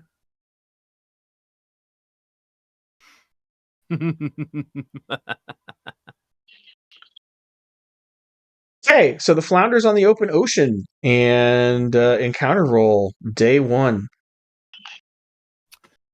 All right, who do you want it to be? Ooh, is it my turn now? I also want a physical endurance save because the open ocean is majestic. The open ocean is beautiful. The open ocean is always moving. And so I want to see if any of the characters get seasick just because I can. 15. I made it. I made it because I got 11 and my physical endurance is 11. Yeah. No. You roll. So here's what you need. You need a 12 or better to keep from being seasick. Your PE bonuses can add to the roll. So you have like a PB bonus of +2 or something. All right. So our warrior monk does not chuck his cookies. Hooray.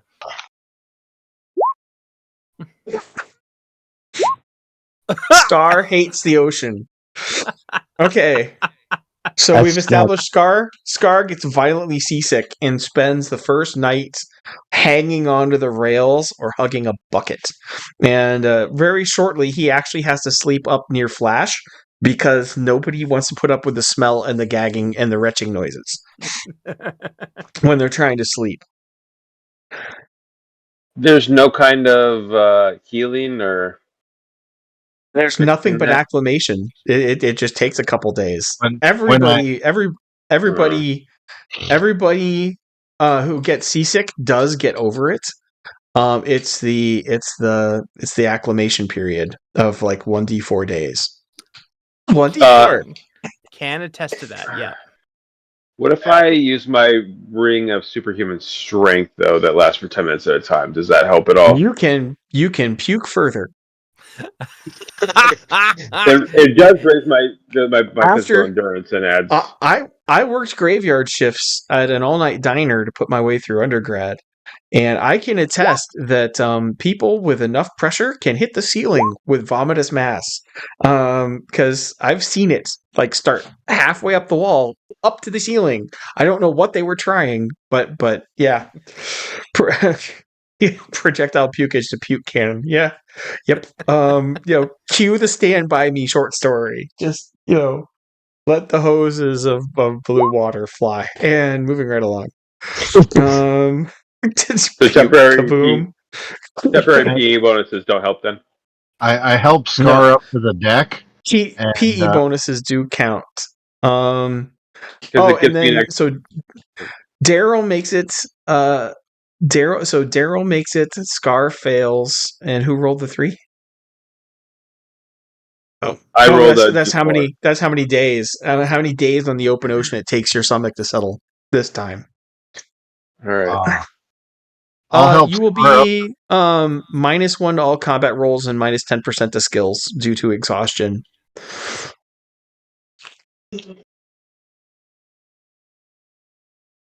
When we first take Scar up on the deck, I'll take him up there, and I'll commune with Flash to apologize for him having to deal with it.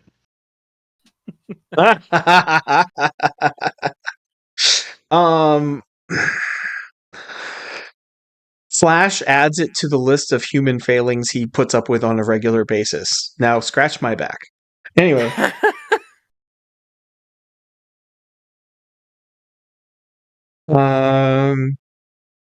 And okay, so the first night's encounter roll. First night on the open ocean.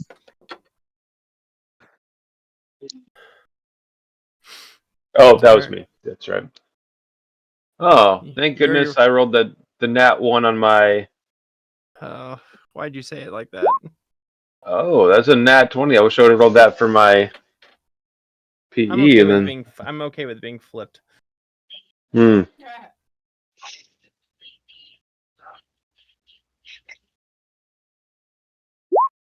Okay. There is a ship on the horizon, barely visible in the night. She's running full sail, and in full sail under a quarter moon, which is okay, a little crazy. And she's got no ship's lights on. Interesting. Am I able to tell anything with my eye of the eagle? Does Eye of the Eagle give you night vision? Remind me, Eye of the Eagle. It does not. Crystalline monocle that enables us wearer to see great distances up to 2,000 feet, or approximately a third of a mile. Sharp and clear, as one might expect from a handheld telescope or modern binoculars. It does not have anything to do with night vision, and the night vision ring that I have would not work because that's only 60 feet. Unless, of course, using night vision and looking through the eye of the eagle would do that. Ooh, cheating! I approve. Stacked optics. Well, hashtag Chuck Cookies, hashtag stacked optics. Yeah. We were on the deck anyway, so why not? Okay.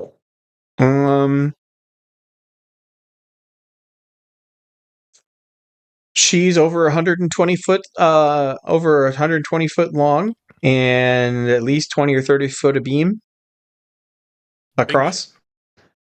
Wow. Two masters. She's a 4-master. She's got a pair of. She's got you don't know how to even describe it. She's almost got like a pair of rear jibs, which you've never seen before. Her sails are torn and are tattered and torn. They're luffing, meaning they're not set to catch the wind at the angle that they're at. So they kind of flap back and forth like flags. Okay. Which means she's not making any real headway. There's no one on deck and no motion on deck. Interesting. Could I? And she's about 12 nautical miles away. 12 nautical. Interesting. Or 12 miles away.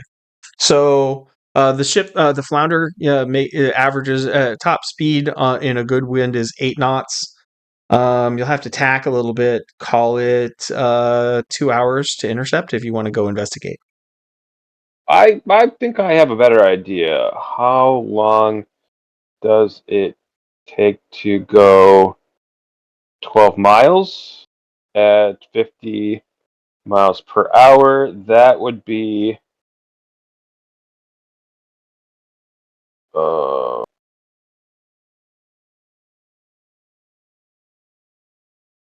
I wish I could say bet in this situation.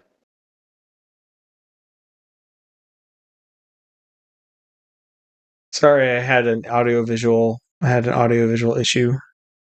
It happens. No problem. I hit refresh on the what it was monitoring, and it was bad. Oh, okay. I see a big old black All square. dark. Okay, I'm gonna try to fix that. Unfog of Warify it. I'm trying. They changed their fog of war, and it. You made mention of that. I'm not blaming you. This is. I'm just. I understand. There's a struggle. It's not your fault.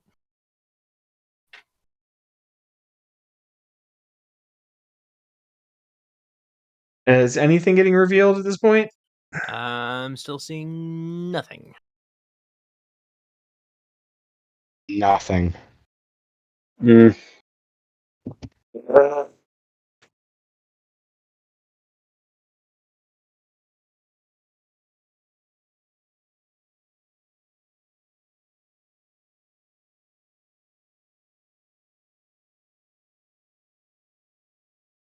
How about now? I Yes. see that. Yes, Yep, I'm starting to see yep. parts of the ghost ship. Yeah. Ghost ship. Yes. Spooky ghost ship. Interesting. That is. Hmm. And look, she's even got arbalests. Ooh. I can fix her. Okay, Fix feel free to this. land.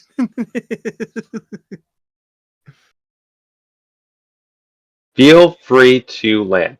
Well, I feel like as a Master Chief, I would inch by inch cover the air above the deck before utilizing multiple devices to try to trigger any traps on the deck. I just tried to drag my character on there. It's not letting me. Ooh, interesting. I see you twice. Yeah, I can't see 3 myself times. at all. I can't see any of it. Yeah, no, that's it's not in our layer. Looks like for some weird reason. Looks like all of our stuff is beneath the ghost ship. Huh. I'm hitting refresh. Let me see what I can do. Okay. Oh, alright. No, never mind. Roll20 is having issues. Okay. Oh yeah, I can see the ghost ship. Why is it black and white? I don't know. I mean, it gives it really good atmosphere. Yeah. Yeah. It's in color for me. Weird. No. I still cannot see myself on the board. I can highlight. Yeah, I can highlight stuff, but I Oh, can't there we go. Still nothing on my end.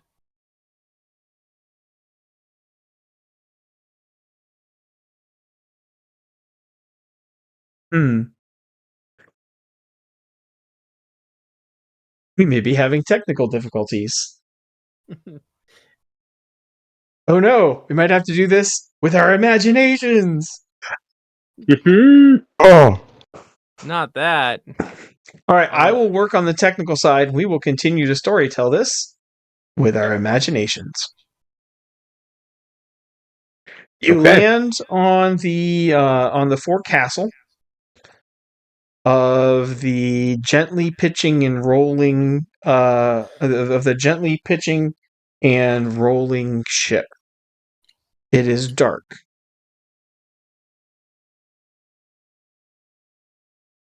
I add night vision onto my rings as I realize that I can't see anything here.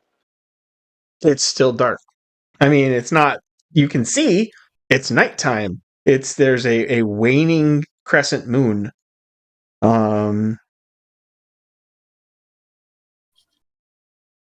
So congratulations. It's still dark. Okay. Is there anything below deck? Like any way you get below deck? Well, we'd have to walk below deck to see if there's anything down there.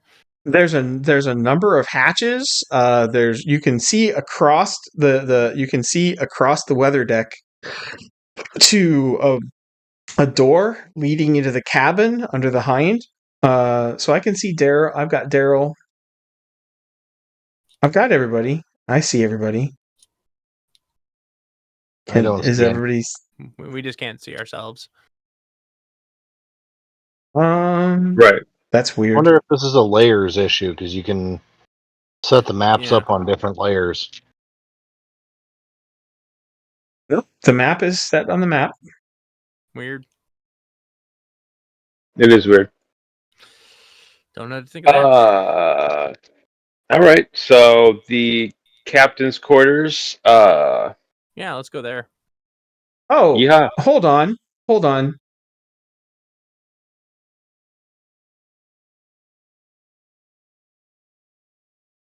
Holding.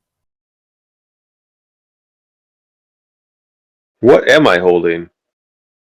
A flaming sword. Haha. You see multiple mirages. The heat effect coming from the aft. Oh, okay. So, did you put Scar on the map? I don't see Scar. Gar is right about here. Oh, Scar landed. Okay, 1 second. Yes, sir. Right. So,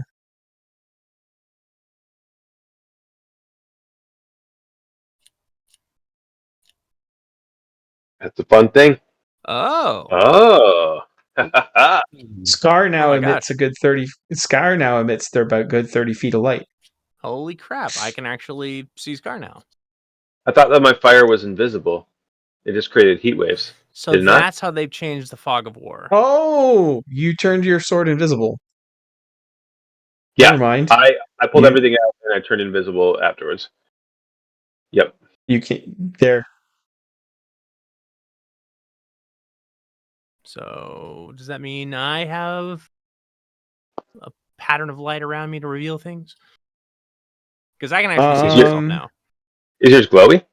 No, not yet.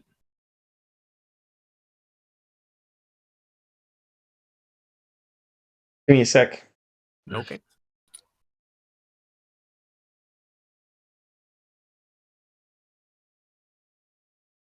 You should still be able to see. There's a mechanic on your tokens that enables you to see if there's light, or if night vision is enabled. I'm turning that on so everybody can see them. At least that should enable you to see yourself. Ooh. Nice. I like Everybody that. should be visible. I can. Yeah. Yep. Exactly. Cool. That being said, there's no actual visible light, so you're just there, unless somebody does something to provide light. Absolutely not. I'm going to the captain's quarters.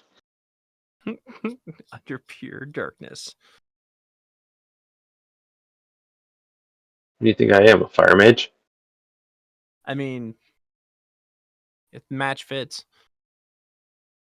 So you're going to explore alone and leave everybody just standing around in darkness? Oh, wait, we do have a glowing weapon. Give me a sec. Yeah. Yeah, technically my staff actually Holy glows. That's weapon. right. Yeah. Yeah, you got a holy glowing weapon. There you go. This won't be perfect. It's gonna mess a little bit with line of sight and stuff, but It's fine. Role play, people.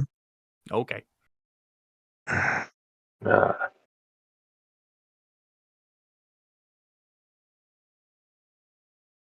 Okay. So I guess I will lead the way if people want to follow me into the captain's quarters. Mm-hmm. Cool. Let's go. Are you going to emit some visible light or no? I mean, I'm Me? emitting You're light, just so. you're just Me? No, you're just absolutely using not. you're just using night vision. Mm-hmm. Okay. You guys have a tense 20 minutes as you explore the ship.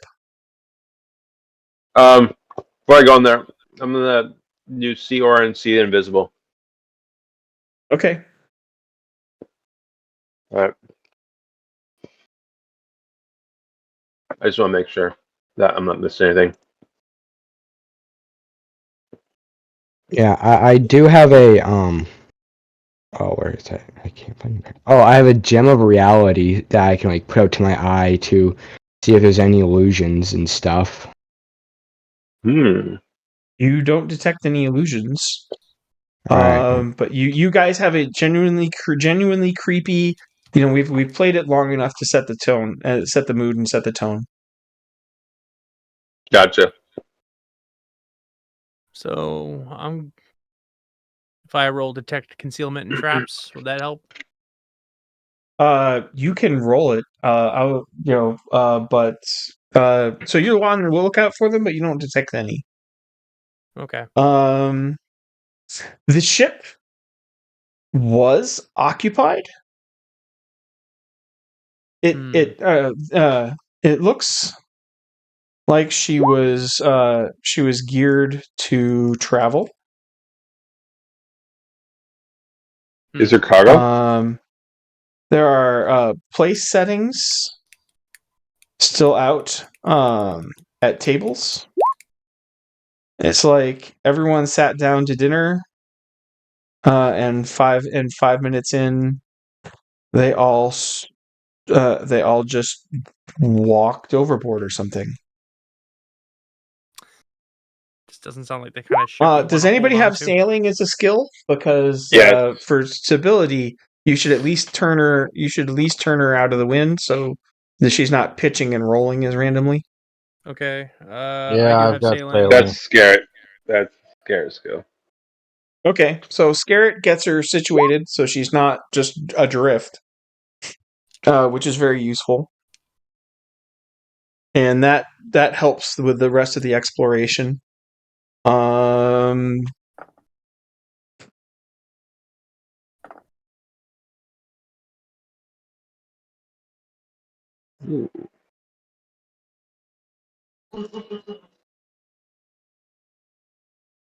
And also Roseboro. We have a couple people as the sailing skill. Nice. Yep. yeah. So together, you guys are able to do what you can with the damaged sails, and you're able to stabilize her and turn her not into the wind, but put the wind on your back quarter. Interesting. Her cargo is dry goods and foodstuffs, but plates and forks were out. The hammocks are stored. Her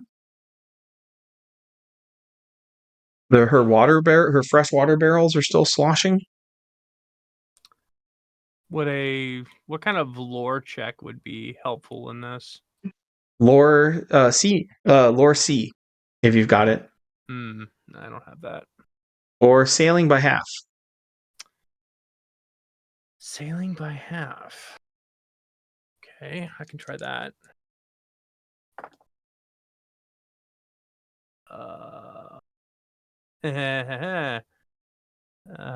That's 22 out of 32.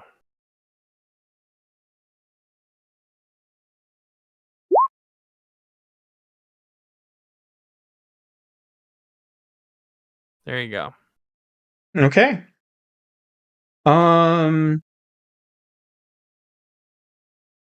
She's been adrift at least 5 years. Wow. Oh.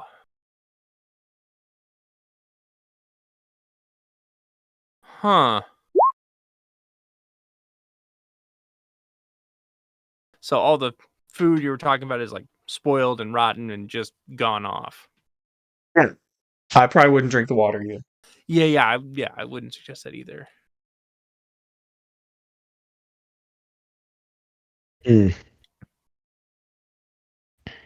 Okay, so but it's still floating.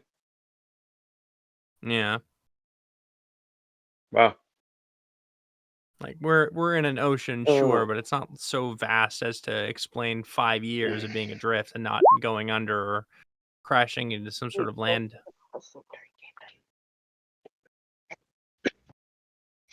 Can I cast mend cloth on some of the sails that could help us out? Okay. You 1, 2, 3, 4, 5, 6, 7, 8, 9, 10 primary sales. All right. Well, I'm going to ask the seafaring folk which 3 would be the best because I only have 3 casts a day. And mend cloth. I guess the mainsail would probably not be a bad one.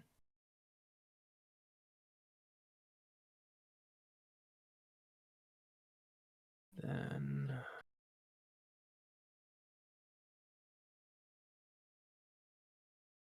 Oh, that's down there a little ways. Does the ship have a name that we can see or no? Instant and permanent. Magically repairing. Just get rid of stains. Oh, it won't do links or pictures. Okay, one sec. do the Discord for that. Yep. In the Isekai campaign. Oh, it's saying an article, the clothing the size of a blanket. Interesting.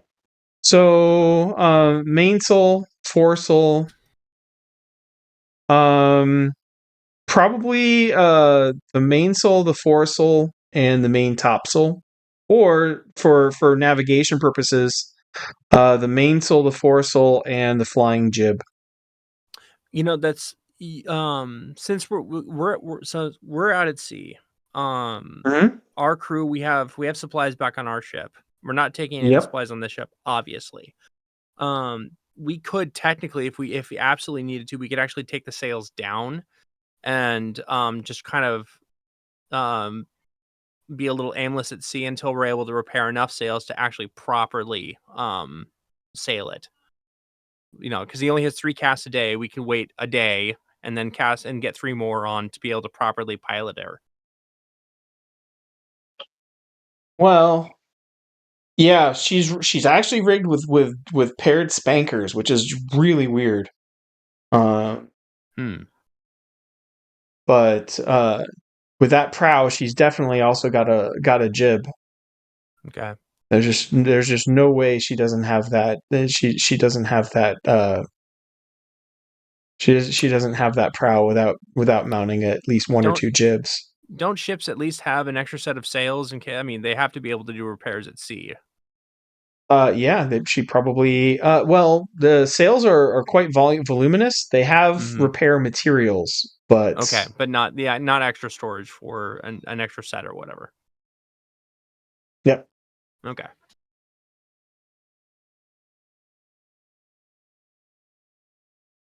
But other than that, she looks like everybody just walked away.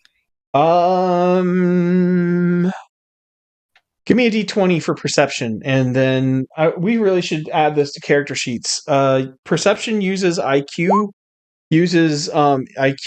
like physical prowess for bonuses. It's kind of the version of spot checks. My IQ, I have a plus 4% bonus, but Or concealment and traps. Yeah, concealment and traps would be also useful. I mean, I rolled concealment and traps earlier. Did you make it? Yeah, I did make it. Okay. There's only one item on the ship that's out of place. That being drawn in dark red. Oh gosh. In dark red material on the lee bulkhead of the captain's cabin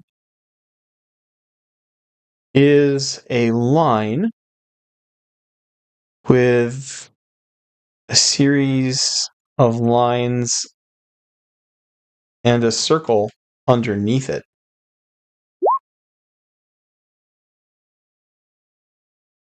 It almost looks like a stick figure. But a stick figure hanging from a rope by its ankles. Okay.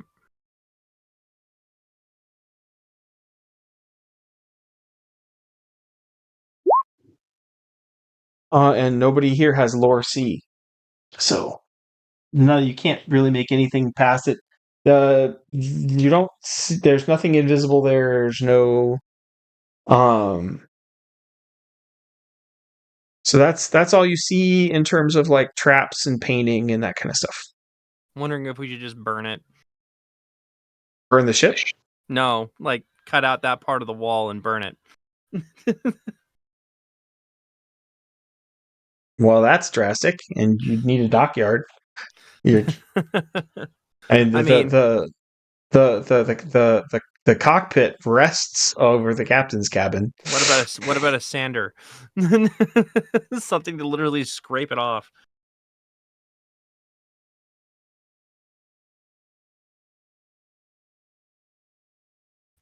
Maybe one of us should just go up and touch it.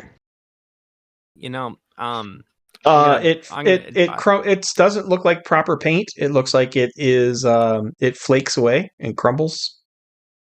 Track and trap humanoids. Oh gosh. It's probably blood, but Track humanoids. Yep. Okay, I'll see if I'll do track. Oh no, touching it was not a good idea. 25 out of 34. I made it. Yeah, that is long dried blood. And the whole figure is about the size of a human hand. Yeah. So Sir Matthew is gonna go up and touch it. No, don't. It flakes away. It's dried blood. It long since crumbled. It's red oxidized dust. In the crevice. In the texture of the wood. Nothing bad will happen if you touch things. Well.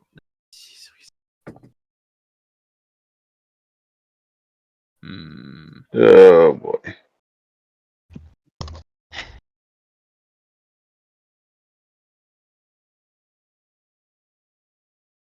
So you want to add a day to the ship? Add a day, so the ship's anchor, her tackle are all.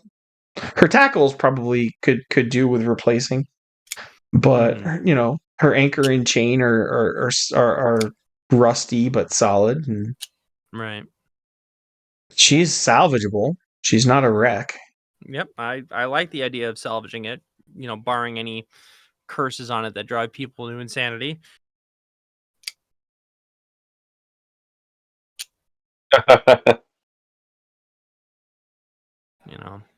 I would definitely say take note of whatever that design was. At least have a memory of it or some sort of rough sketch of it in a notebook or something. Okay. Maybe we can ask like some of the sailors on board our ship if they know what it is. Yeah, since they're sailors and everything. Do you ask? Are you going to wait for the ship you're going to wait for the flounder to catch up, or?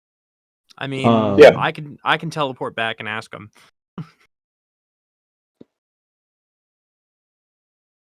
No, you can't. Too far. I can't. You don't have still too far. Okay.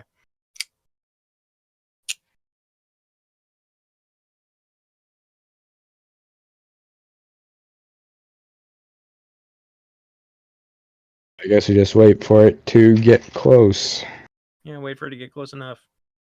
While we take inventory of the ship, its assets, what cargo's spoiled, I assume there's no cargo that's salvageable unless there was like dry goods, and I'm not talking foodstuffs. When the flounder's 5 miles out, we could teleport to it, couldn't we? Yep, when it's 5 miles out. Well, why don't we just fly the other 7 miles or however far it is, and then teleport onto it, so that way we do it quicker. Because if we don't want to abandon this vessel at the moment, unless something goes sideways. I'm just curious. Can we look in the captain's cabin for secret compartments or a journal or something? That'd probably be the helpful. captain's log? There's captain's log. Yeah, let's look for that thing. The captain's log is in Northern. Phone and remote. Northern human. Ooh. Oh. No, do you want Northern human. Interesting. I do not have Uh, that. Do we know if anybody back on the ship speaks or reads that? Your wizard does when he casts the right spell. I believe he's got Eyes of Thoth. You mean the wizard that has like every spell imaginable? I'm I just mean, seeing what level. some of I them. don't remember what level Eyes of Thoth is. Right. I didn't grab anything to help with He's got like every spell up to he's got like every spell up to level 8. every standard spell. Every standard spell. Yes. And Eyes of Thoth is level 5. He definitely has it. Nice. Woohoo! You can go potty first. What we get those before bed. Well,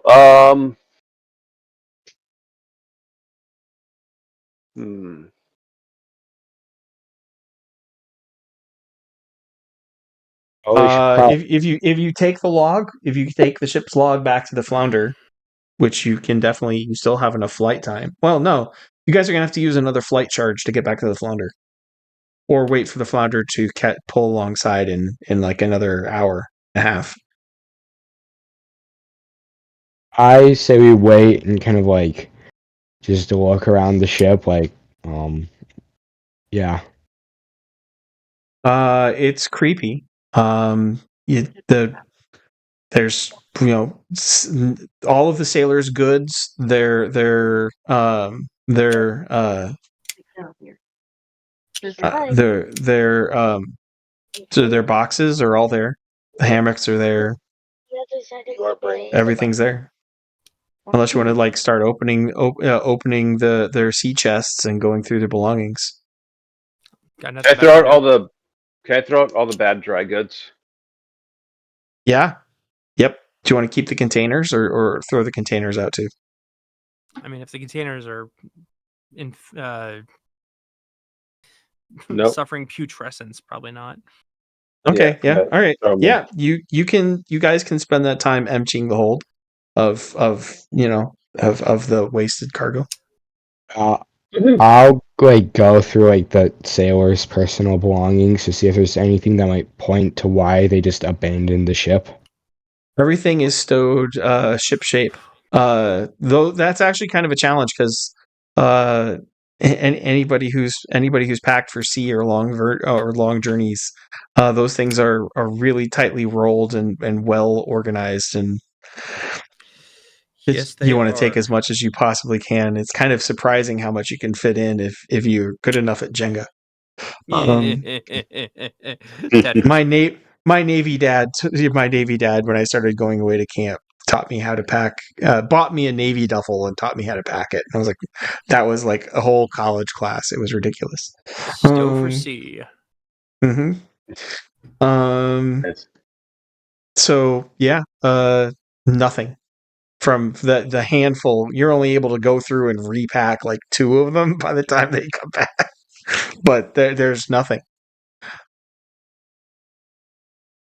Interesting. Do you bring the ship? Do you bring the log over, or do you invite somebody onto the ship to read the log? Superstitiously, where do you stand about taking the ship's log off of the vessel? I, in my opinion, feel like we should not take it off the vessel. But I think that's probably a safer bet that way. Yeah. All right, you get about 7 sailors to start going over the place, and you take the captain into the captain's cabin. You can tell it's the captain's cabin because it's more than 20 square feet, and it has a window.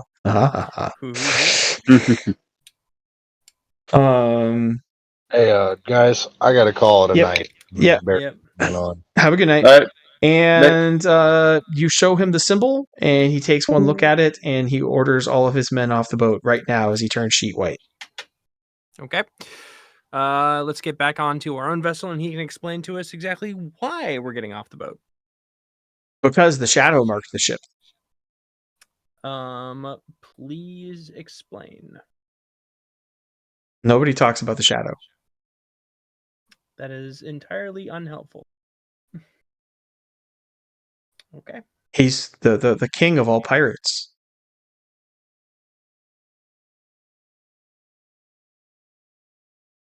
Ghost, physical entity. No That's a one good question. knows. No one knows. Oh, so he's not like a famous pirate lord or something? Yes, he's a famous pirate lord. He's the king of all pirates. Oh, okay. Right. No one knows where he lives. Nobody knows what he looks like, but nobody crosses the shadow. The shadow? The shadow.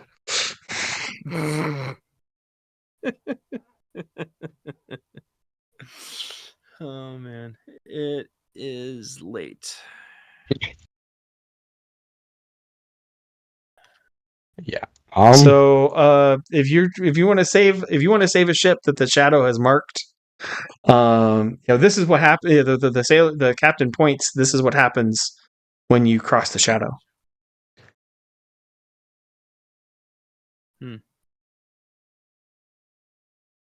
That's not a ship. It's a warning.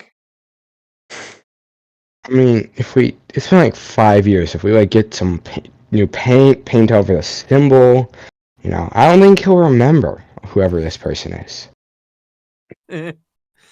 Will you just tell us what was written on in the captain's log? He doesn't speak Northern. He doesn't write Northern. Does anybody on his crew? One of the officers does, sure, but also Ghost can read Northern just fine with the right magic spell. He's with us? Yeah, Ghost is on the ship. Just because Nice. Ryan All hasn't right. shown up to play in a month doesn't mean Ghost isn't on the ship. All right, then just have him read it. Yeah.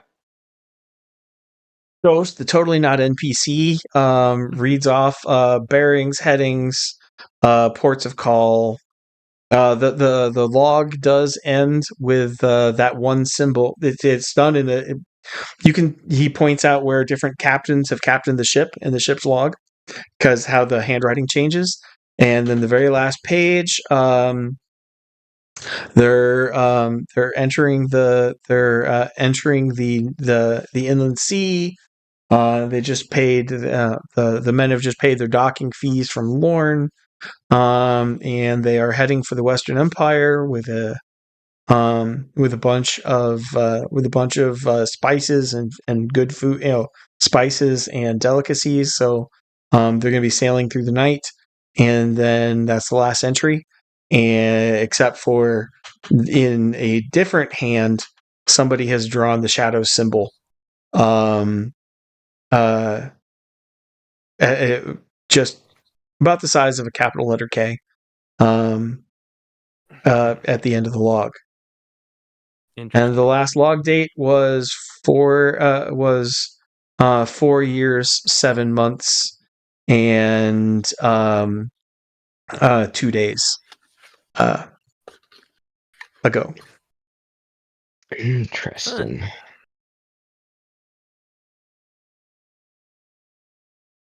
The Demeter.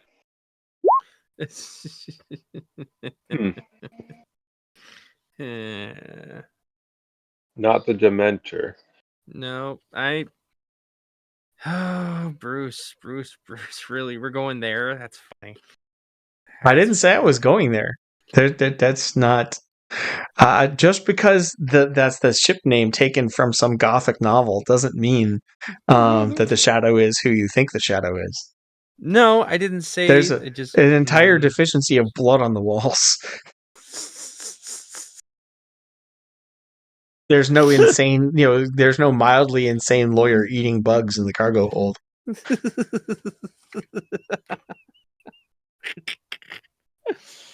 Oh man.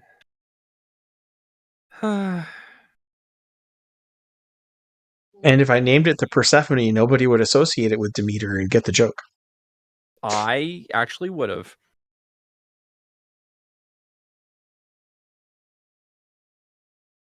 But she is a Byzantine frigate.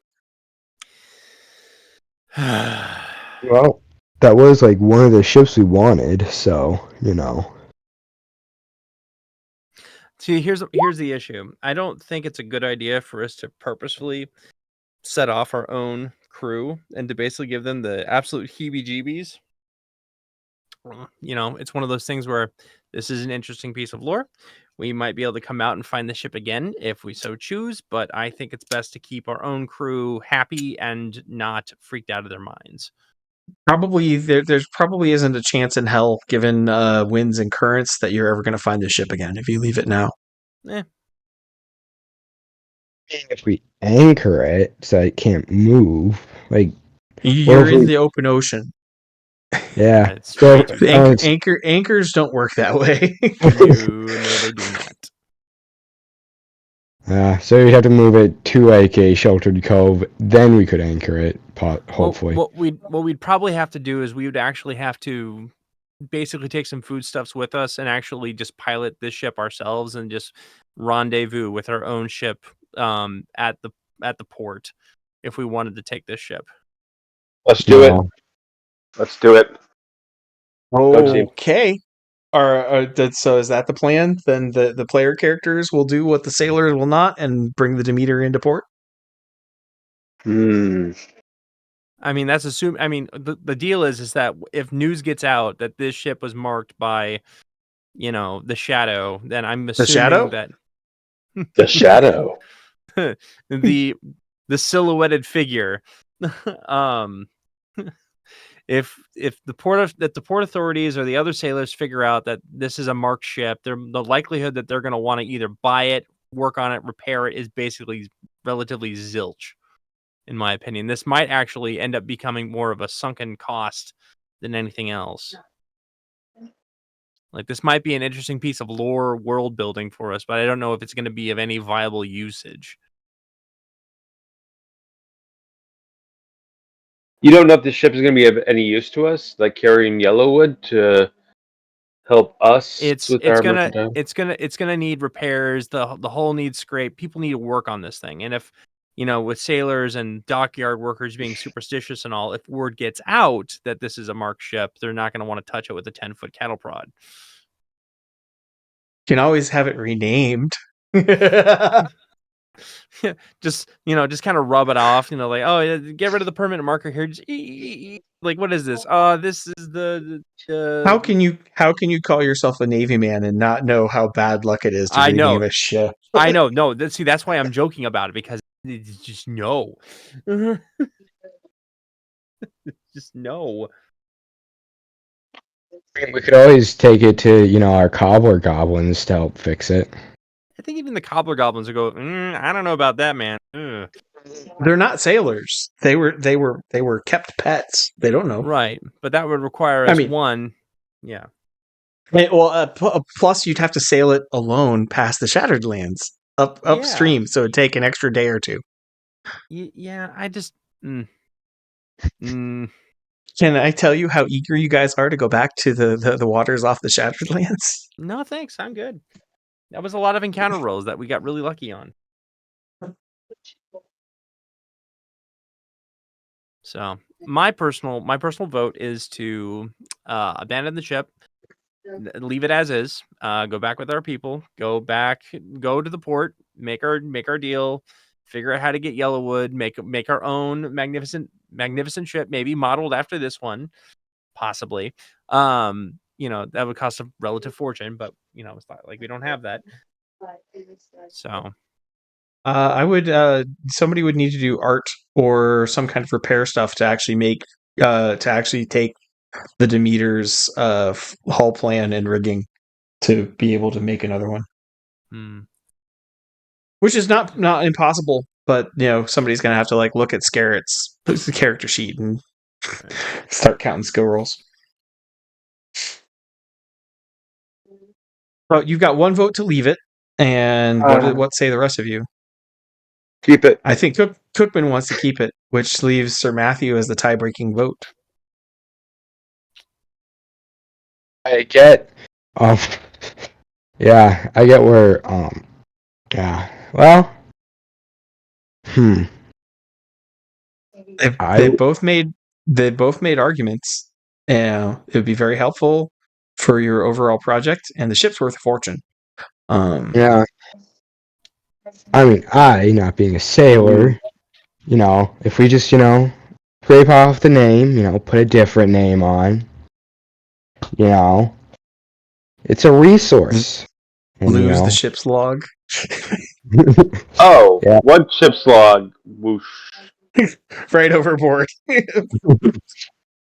Scrape off the dried blood, I think if we, keep the sailors quiet about it, maybe just not let them off the ship while we're at port, then... Whoa. I'm not going to hurt people over this. My goodness. No, Well, I think he's talking about just hiring a new crew. Oh, yes. Yeah. Yeah, Definitely. That doesn't know what the ship is. And, yeah. And making sure that there's no physical evidence for them to ever find. Yes.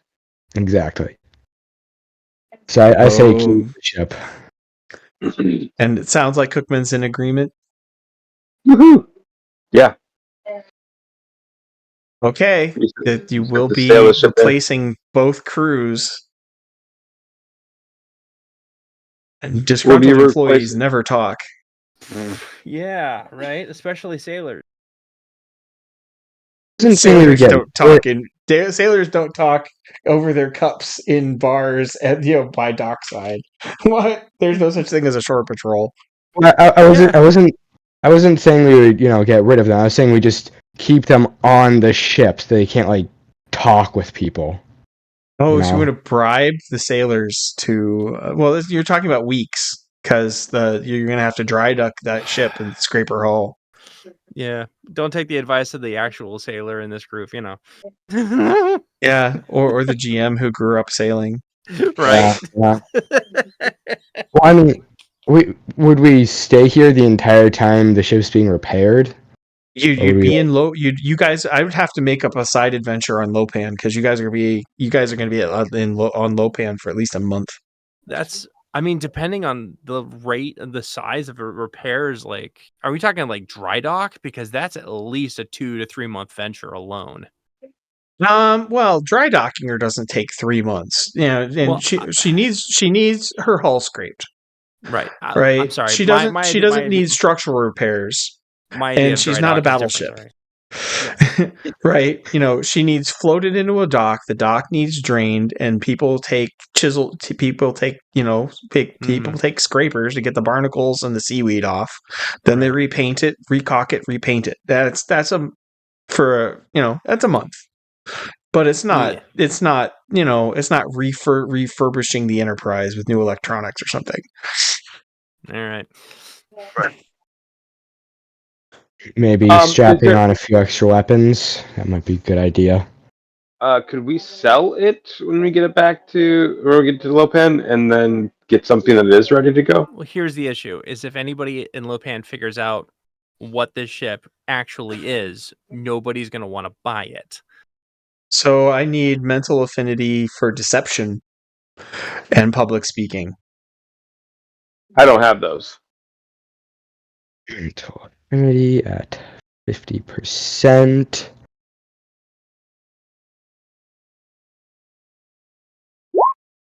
Alright, I made mental affinity. Now for public speaking. Come on. I made both. Nice. Yes.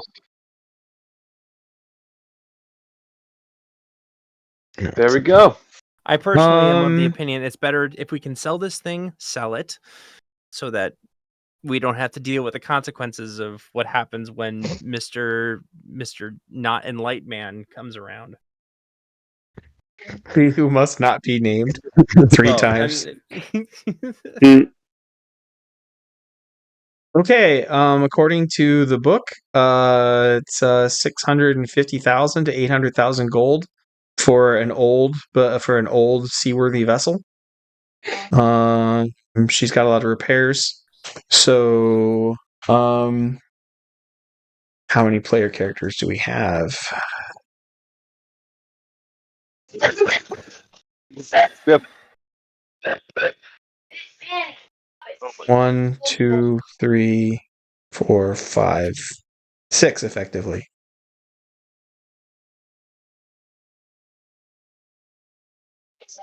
Wait, are you calling Flash? No. Oh. Urine Ghost. So everybody gets 108,000 gold from that deal. Can we not? Is there not a ship ready to buy? Is there not a ship that we could buy? Roll that over and. Yeah, yeah, sure. Why you want to be like you want to turn this into a caravan of your crazy idea of selling Yellowwood ship to the Byzantium yards? Or you want to buy a big ship, or what are you thinking? Yeah, let's do a big ship. Like maybe a dedicated warship that can also carry stuff. The Eastern Territory doesn't really do that. Dang. They mostly make merchantmen. They have a war galley, but that doesn't carry anything. So you'd be like buying a merchant fleet. So what we'd have to do is we have to buy a merchant ship and then kind of make it a hybrid a little bit. Deck it out with enough. No, the Eastern merchantman already comes armed. You can have it armed with up to 6 weapons. Also, remember this, guys. We ourselves are in fact weapons. But the more ships we have, the more we have to spread out our forces or keep them all on one ship. So, well, you guys would be on the flagship, but you could theoretically turn that around for brand new, or are you willing to buy used? Used. Yeah, definitely used. I'd say whatever's available, honestly. Roll. Kristoff is our mouth, so he has to roll 1d4. Okay. All right. Better to roll low or high? 3. Okay. You can get used merchant ships for 50,000 gold each. That's not bad. Which means you can buy 13. You can flip the Demeter for 13 Eastern merchant ships. Let's do it. Yeah, absolutely. That's ridiculous. Why don't we call it 12 merchant ships and have the rest of it pay for the crews and the supplies? Sounds good. Sure. Yep. That's perfect. Nice. Okay. So the Flounder. All right, so this is the Smallville fleet. The Flounder, and then 13 Eastern 12 Eastern mercantiles. I've got to head to bed. Yep. And real quick then, you guys are going to be investing in goods to sell to the to sell up and down the river in exchange for Yellowwood. Heck yes. Yeah. All right. So that is 13 light for safety on the open ocean for now. Okay. I need 260,000, which is 44,000 from each of you. 44. I can do that. Flounder is gonna be separate. I'm financing them, and they're gonna get all the profits out of it, just because we're keeping that separate. Okay. So 43,000 for me, everybody. Okay, and then an extra bit for me then. Yeah. You want to load the Flounder heavy or light? Well, light. So 20,000 from you. Well, you actually get to roll because you're personally taking care of this, so you have a percentage roll. Why don't I'll keep recording. So those of you who need to, Roseburg, you need to go to bed. That's fine. because the Flounder's And his it- ship. No, yeah, that's fine. Oh, experience. Yeah. Yes. Yes. Oh shoot. Flipping the Demeter for a fleet. That's got to be very useful.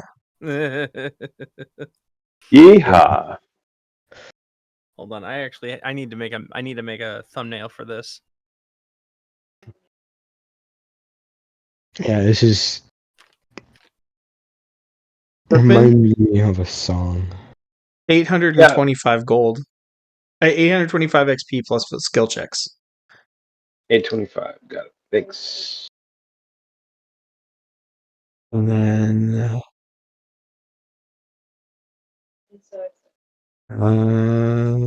oh goodness.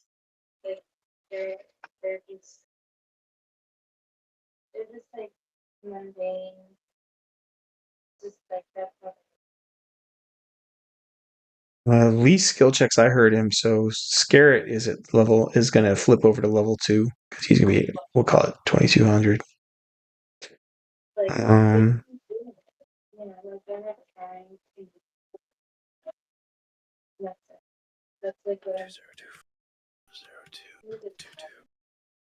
Christoph 675 plus skill checks. And Rosebro 725. 725 it is. Let me add that. Where?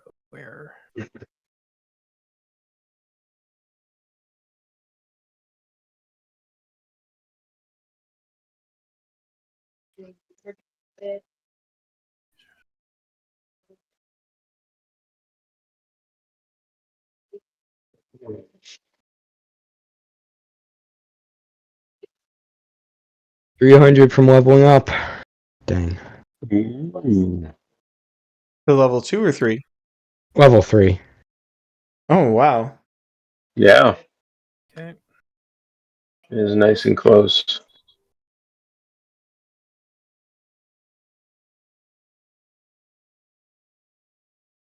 Okay, it's weird. Cookman. Economics of the sea trade. Market price. Roll percentage. All right. Higher the better. 44. Low market. So you take a 5% hit on your current cargo. So Okay. that was a base value of 20,000.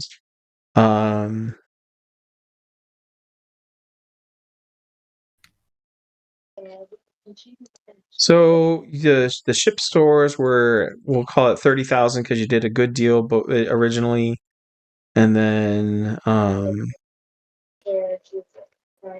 minus 20 times 0.95 or 0.5.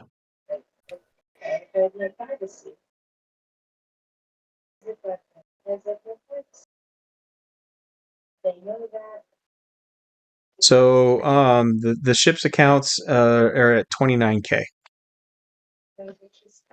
And buy another 20, so you've got another cargo worth of 20K. So the Flounder has 9,000 in ship's books and 20,000 invested in cargo. Okay.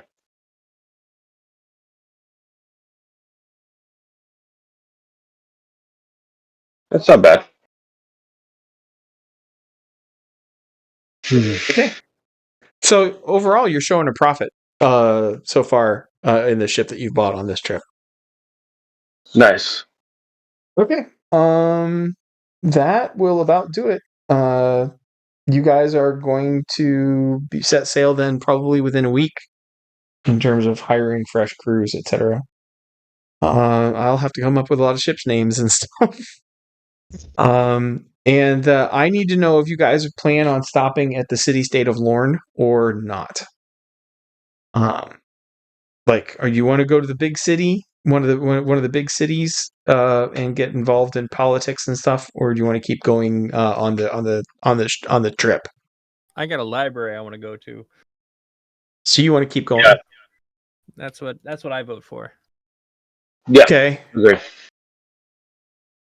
Christoph, do you agree with everybody else? Bypass Lorne. I don't care. So So, okay, so you guys are gonna pack up for the river trade and not worry about going to this place's version of New York, which is good because though the odds of the total party dying is now much lower. Okay, All right. no, hold on. I'm not serious. Okay, so we will launch from Lopan when we start again next week. All right. Good job, everybody. yep. Yeah. We We didn't survived.